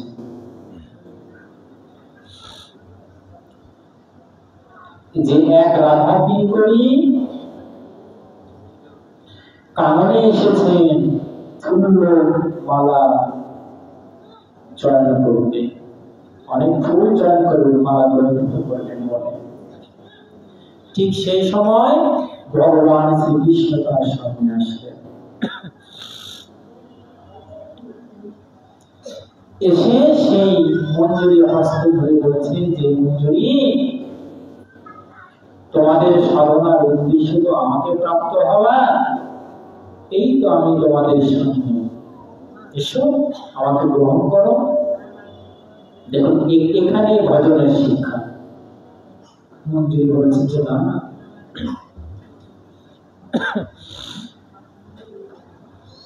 তোমাকে পাওয়ার জন্য আমরা ভজনা করি না, রাধার প্রাণনাথ বলে ভজি জানে। তুমি আমাদের রাধারানী প্রাণনাথ, এই জন্য আমরা তোমাকে ভজনা করি। আমার রাধা রানী তোমাকে ভালোবাসি বলে ভজনা করি। যদি ভালো না বাসতে তাহলে আমি তোমাদের চিন্তা এবং কতখানি ভজনের চূড়ান্ত সিদ্ধান্ত দিয়েছি যে আমরা কৃষ্ণের দাস নয়, আমরা রাধা রানীর দাস।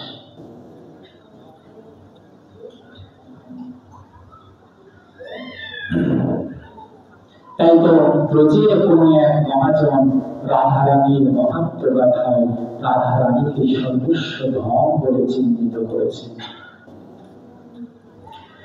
আমার ধন রাধা শ্রী রাধা শ্রী রাধা, আমার ধন রাধা শ্রী রাধা শ্রী রাধা। 11:30 নিচের পর্দা।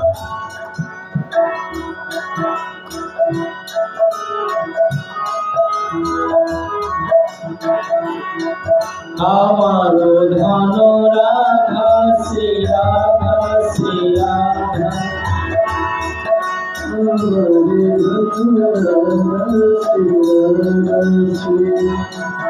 জীবন ধন রাধা রাধা রাধা রাধা রাধা। সবাই মিলে জীবন ধন রাধা রাধা রাধা রাধা রাধা।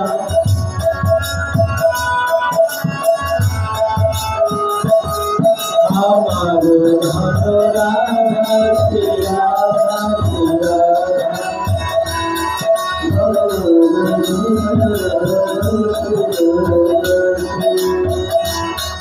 পরম ধন রাধা রাধা রাধা রাধা রাধা।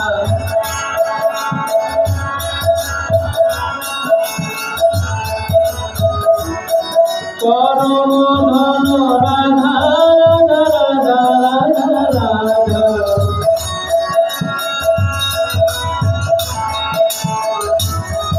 আমার ধন রাধা শ্রী রাধা,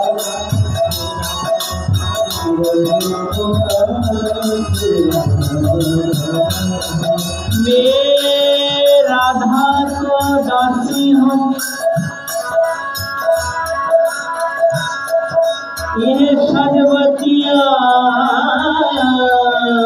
करूँ। जन्मे जन्मे पस पस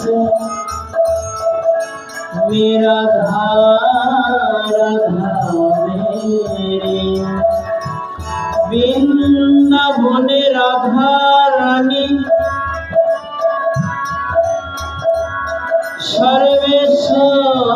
সর্বেশ্বরী ঠাকুরানী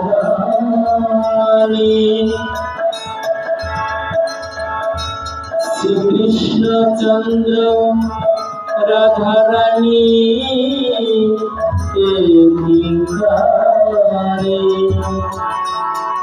আমার ধন রাধা রাধা রাধা রাধা রাধা চলে আমার ধন রাধা রাধা রাধা রাধা রাধা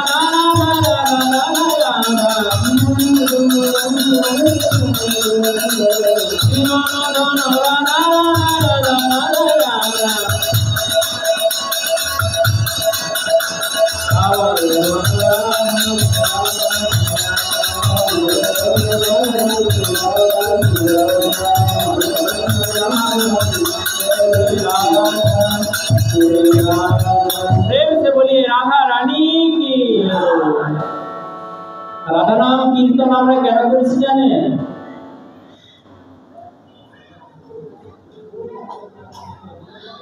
एक बार जो बोले राधा काट जाए जीवन के सफल बाधा।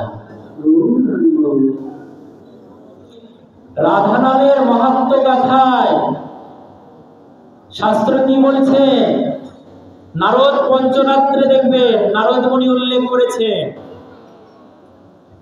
যে যারা কৃষ্ণ কৃষ্ণ বলে, যারা শুধু কৃষ্ণ কৃষ্ণ বলে,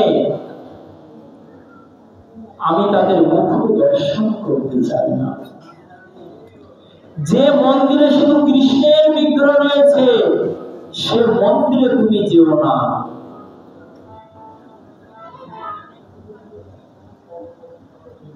যে মন্দিরে রাধা রানী নাই, যে কৃষ্ণের কাছে রাধা রানী নাই, সে কৃষ্ণের বদন তুমি দেখো না। এত বড় কথা, প্রমাণ কোথায়? বাঙালি জাতি প্রমাণ ছাড়া বিশ্বাস করে না। মান মিলন নামক পর্বে দেখবেন রাধাকুণ্ডে এক অন্ধমণি বসে আছে, রাধা নাম জপ করেছেন। অন্ধমণি চোখ দিয়ে দেখতে পারেন না, রাধাকুণ্ডে বসে থেকে রাধা নাম জপ করেছেন।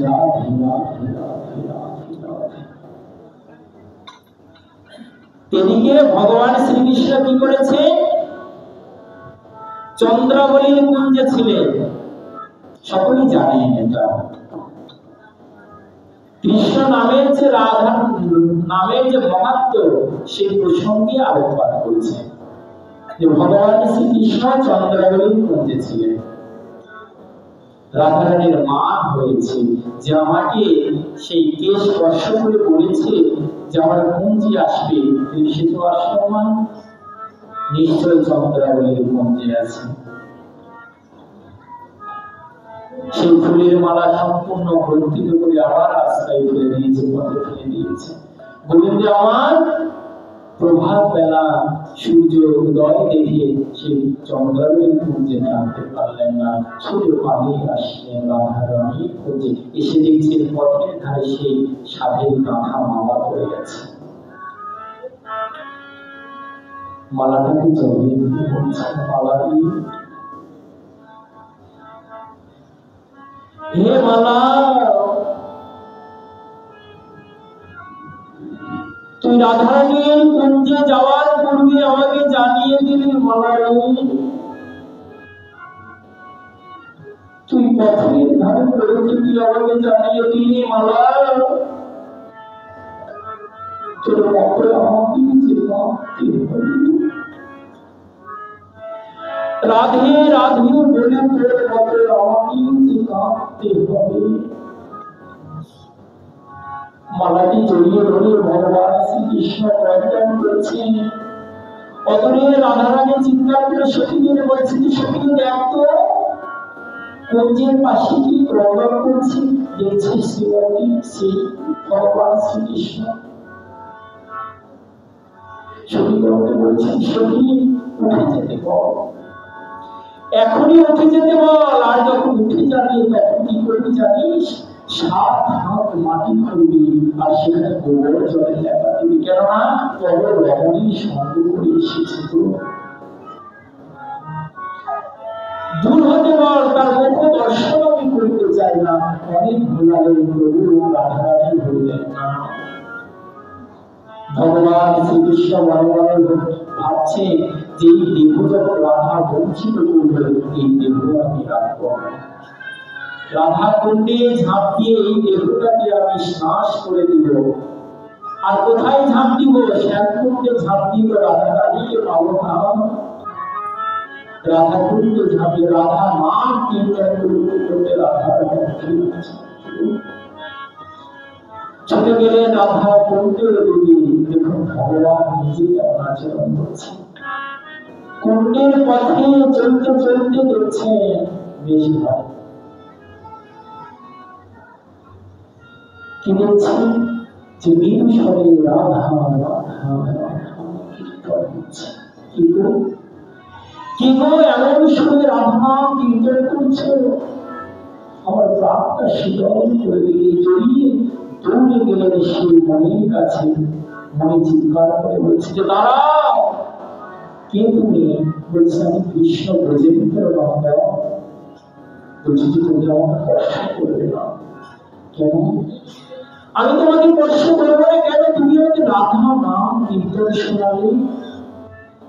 আমার মন বড় চাইছে, আমার জীবন চাইছে একবার তোমাকে স্পর্শ করি। বড় প্রাণ ঠাকুর তুমি নাম শ্রবণ করো। অন্তরে বলছে যে না, তুমি রাধার কাছে অপরাধ করেছ, তোমার স্পর্শ দিচ্ছে অপরাধ আমার হয়ে যায়। ও কৃষ্ণ, তুমি তো ভগবান, তুমি চাইলে সমস্ত কিছু পেতে পারো, কিন্তু আমি সর্বস্ব ত্যাগ করে রাধা কুণ্ডে পড়ে রয়েছি। আমার তো এই আপন বলতে কিছুই নাই, সম্পূর্ণ সব নিয়ে গিয়েছে। আপন বলতে শুধু রাধা নামটি আছে। এই নামে যদি চলে যায় তাহলে আমি রাধা নাম পাবো কোথায়? জয় বৈষ্ণব।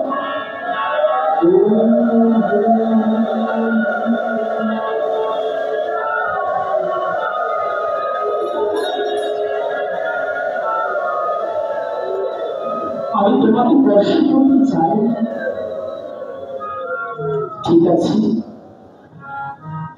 তুমি যদি স্পর্শ করতে না চাও তাহলে তোমার অন্তরকে আমি বুঝিয়ে দিই। তুমি আমার রাধারানীর নাম কীর্তন শোনালে, এর প্রতিদানে তো আমাকে কিছু দিতে হবে। তুমি যে অন্তর দেখতে পাও না, আমি তোমার অন্তরকে বুঝিয়ে দিই। তো বলছিস না, তুমি আমার অন্তরকে বুঝো, তুমি আমাকে স্পর্শ করবে না। তোমার স্পর্শে যদি আমার অন্তরকে বুঝে যায়, যদি আমি তোমার বদল দেখিনি, তাহলে তো রাধারানীর কাছে আমার অপরাধ হয়ে যাবে। সিদ্ধান্ত দিচ্ছে যে হে কৃষ্ণ, আমি তোমার বদল দেখতে চাই না, কেননা তুমি রাধারানীর কাছে অপরাধী। তাই ভগবান শ্রীকৃষ্ণ উপাসনা করে রাধারানী। একদিন ভগবান শ্রীকৃষ্ণ সেই ধীরবৎস সঙ্গে নিয়ে প্রতিদিন তো গোষ্ঠ গমন করে। যশোমতী মা বলছেন যে লালা, তুই তো প্রতিদিন গোষ্ঠ গমন করিস, গোষ্ঠ যাওয়ার আগে সনাতন ধর্মে যখন জন্ম নিয়েছিস, তোকে স্নান আদি করে তো কিছু অর্জন করতে হয়। একটু ঠাকুর মন্দিরে যা, একটু অর্চন করো। কেননা যশোমতী তো মা জানে না যিনি স্বয়ং ঠাকুর। জানলে কি আর বাৎসল্যের আস্বাদন করতে পারতেন? পারতেন না। বলছেন যা ঠাকুর ঘরে যা, ঠাকুর মন্দির, একটু ঠাকুরের নাম গুণগান করে জপ কর। ভগবান মায়ের আজ্ঞা তো অমান্য করতে পারেন না। ঠাকুর মন্দিরে গেলে যে ঠাকুরের সামনে চিন্তা করছে, আমি তো স্বয়ং ভগবান, আমি কার সেবা করব?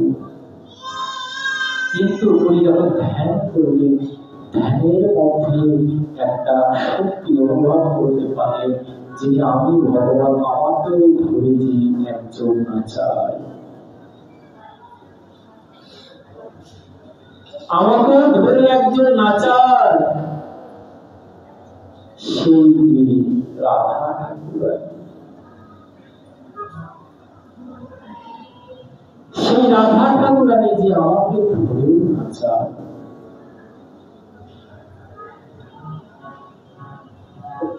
সেই রাধারানী ভজন করছে, রাধারানী কীর্তন করছে। বৃন্দাবনের বালিকা রাধারানী, রাধারানীর চরণাশ্রয় নিয়েছেন বলে কৃষ্ণ আজ বৃন্দাবনে জলেচ্ছে বিহার করতে পারছে। কৃষ্ণের স্বরূপগত ধাম হচ্ছে মথুরা, দ্বারকা, বৃন্দাবন নয়। বৃন্দাবন হচ্ছে রাধা রানীর ধাম। রাধা রানীর চরণে আশ্রয় নিয়েছে বলে আজ বৃন্দাবনে থাকতে পারছেন।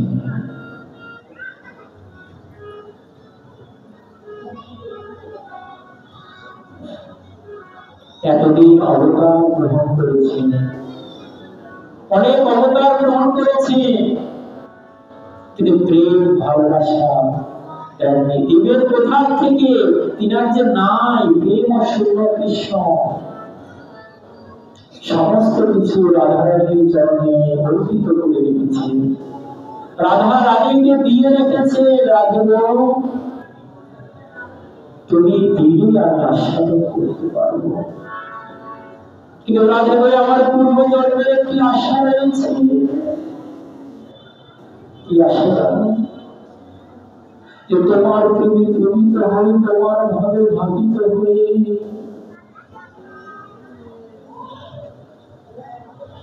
তোমার প্রেমের ডালি আমার মাথায় লই, তোমার ভাব এবং কান্তি নিয়ে তোমার প্রেমের ডালি আমার মাথায় লই। ওই নদীয়ার পথে পথে নিয়ে,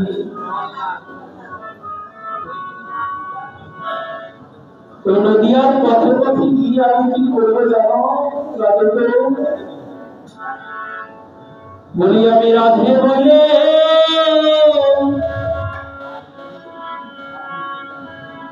কে দেবে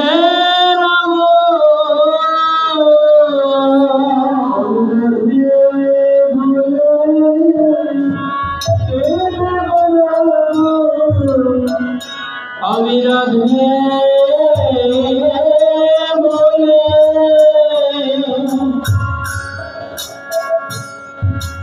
আমি কে দেবে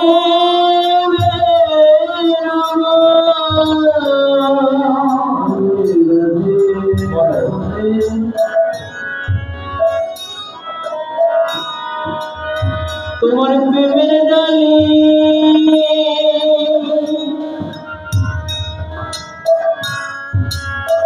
আমার মাথায় লয়ে,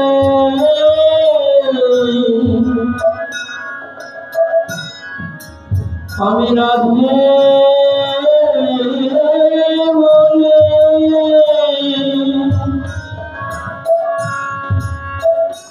আমি কেঁদে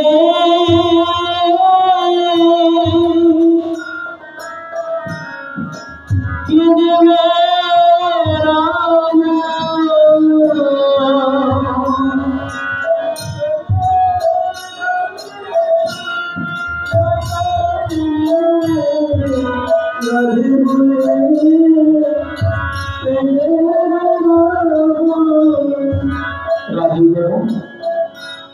যেদিন তোমার নামে ধরি নদিয়ায় গিয়ে আমি কাঁদবো, সেদিন কি করবো জানো রাধে? সেদিন আমি একা কাঁদবো না, আমি নিজে কেঁদে যাব, কাঁদাইব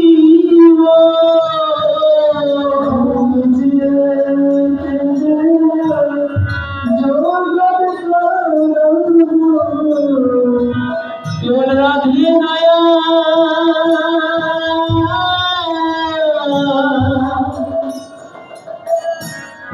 দয়া করো বলে রাধে গো আমি নিজে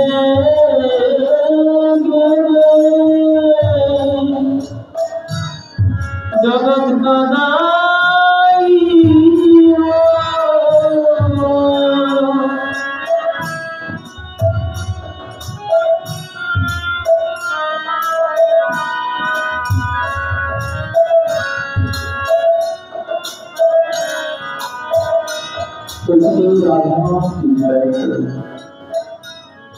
আমি নিজে বুঝতে চাই আমাদের মহাপুরুষ চতুর জানে কলিযুগের ভজনটা কি করলেন? হরিনাম সংকীর্তন ভজন, সংকীর্তনের মধ্য দিয়ে ভজন। এই যুগে ধ্যান নাই, সাধনা নাই, সেবা নাই, পরিচর্যা নাই। এই যুগে কি? হরিনাম সংকীর্তন।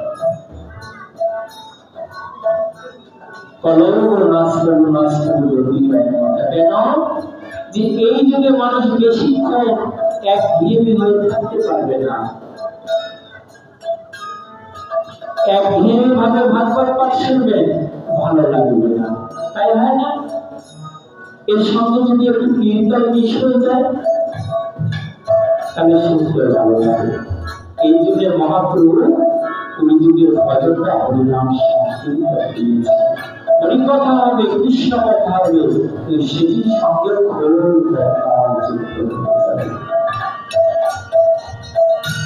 তাতে রস আরো মাখামাখি হয়ে যায়। আমরা বলি কি জানো?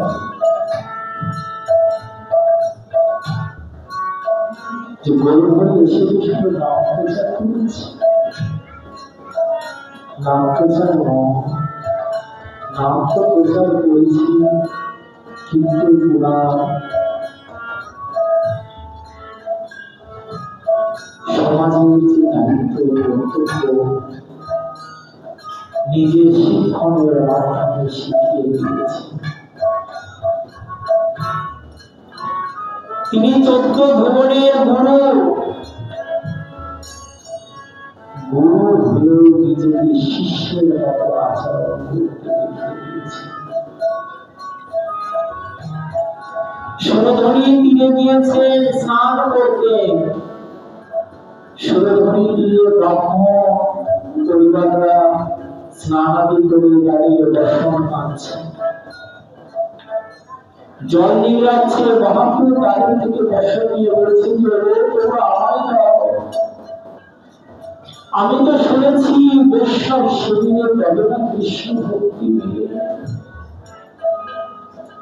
তোমাদের সেবা করে যদি আমি জয় দিচ্ছি সে বৈষ্ণব কৃপা লাভ করতে পারি, আচরণ করে শিক্ষা দিচ্ছি।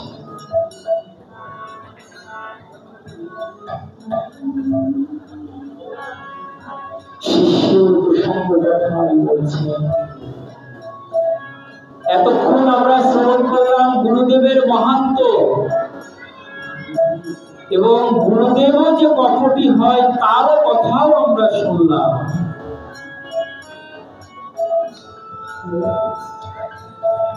গুরু মিলে লাখে লাখে, শিষ্য মিলে একটি। অজস্র গুরু পাবেন এই জগতে, কিন্তু প্রকৃত শিষ্য অজস্র পাবেন না।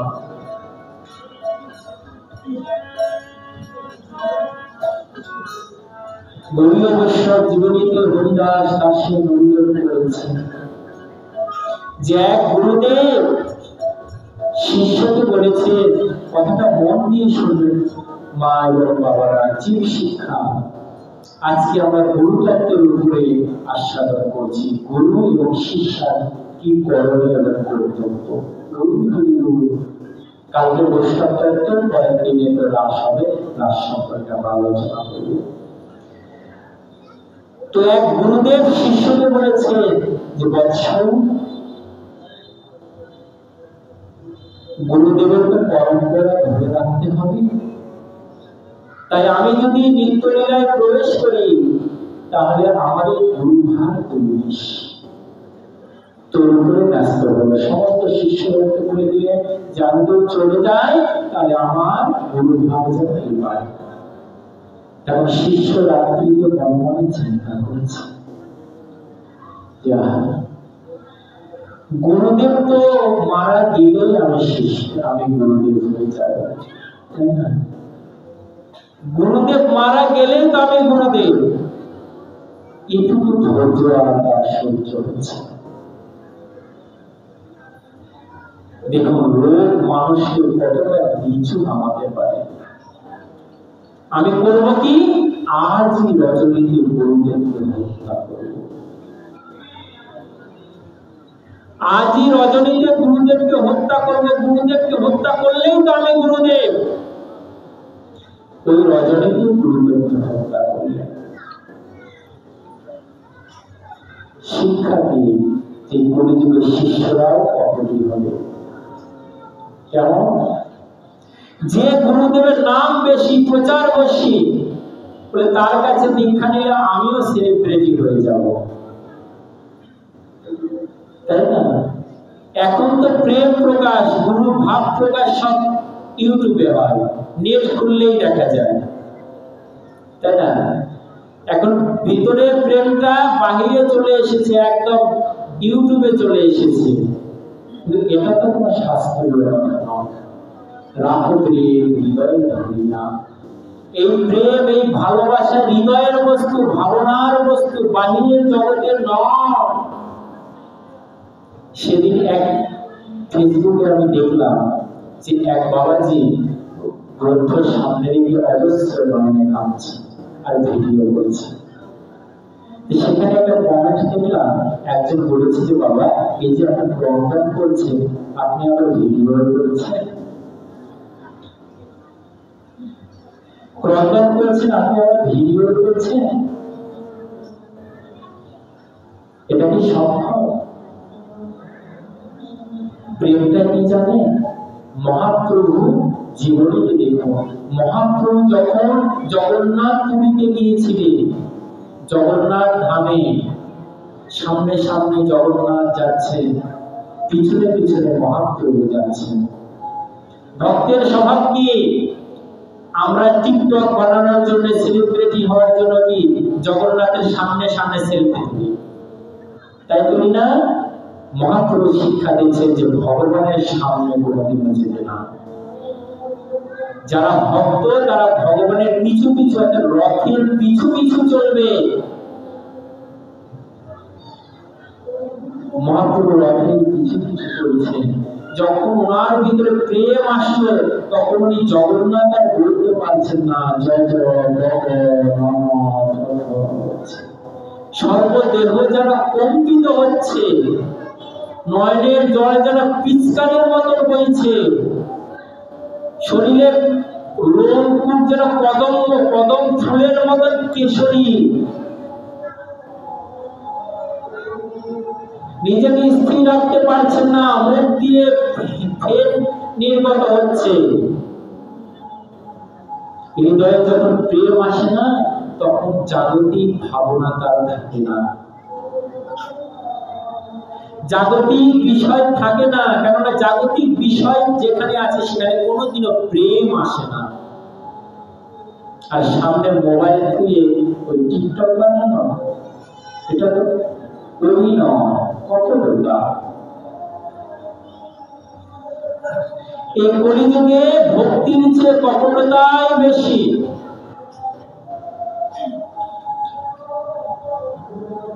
এই কলিযুগে ভক্তির চেয়ে কপটতাই বেশি। কি? যে ভগবানের ভোগ দিচ্ছে, কতটা প্রসঙ্গের ক্রমে চলে আসলে এর ভিতরে অনেক জীব শিক্ষা রয়েছে। পুরোহিত করছেন কি, ভোগ সাজিয়েছে, এখনো ভগবানকে নিবেদন করেননি, তাতেই ছবি তুলে ফেসবুকে প্রচার করা শেষ। কিন্তু ওই ফেসবুকের ভোগটা যে দেখছে, দেখা মাত্র ওই দ্রব্য আর সেবায় লাগবে। পুজোরের সাবধান, ভোগের আগে সেই ভোগের পিক দেওয়া ঠিক নয়। কি দেখা যায়, রান্না করছে, ছবি তুলছে, টিকটক ছাড়ছে, এগুলো একদম ভুল। ভোগের রান্না কি, যে প্রসাদ বুঝি ব্যক্তি ছাড়া ওই রান্না কেউ দর্শন করবে না। আমাদের শাস্ত্রে উল্লেখ রয়েছে, ভোগের রান্না কয়েকজনকে দেখাতে নাই, যারা প্রসাদ ভোজী নয় তাদের কুকুর, বিড়াল আর ছোট বাচ্চা।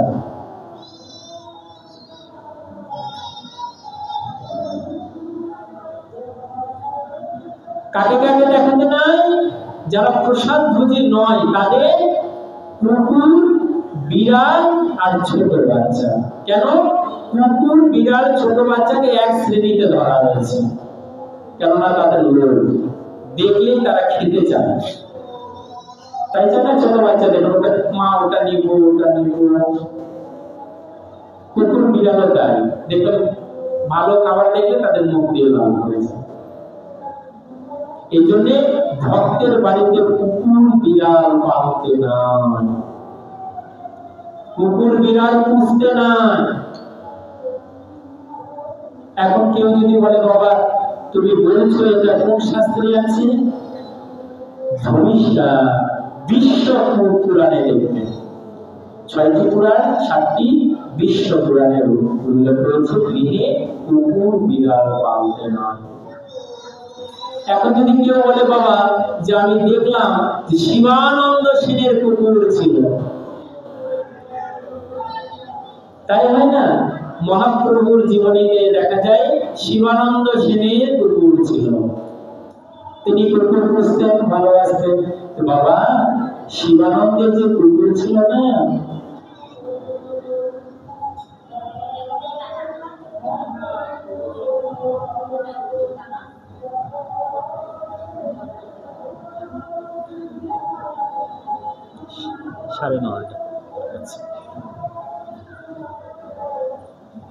শিবানন্দের কুকুর কোনদিনও পর বছর আহার করতেন না। তিনি কুকুর কিন্তু মহাপ্রসাদ আস্বাদন করতেন। আর মহাপ্রভুর সঙ্গে কুকুর হয়েও হরে কৃষ্ণ হরে বল বলে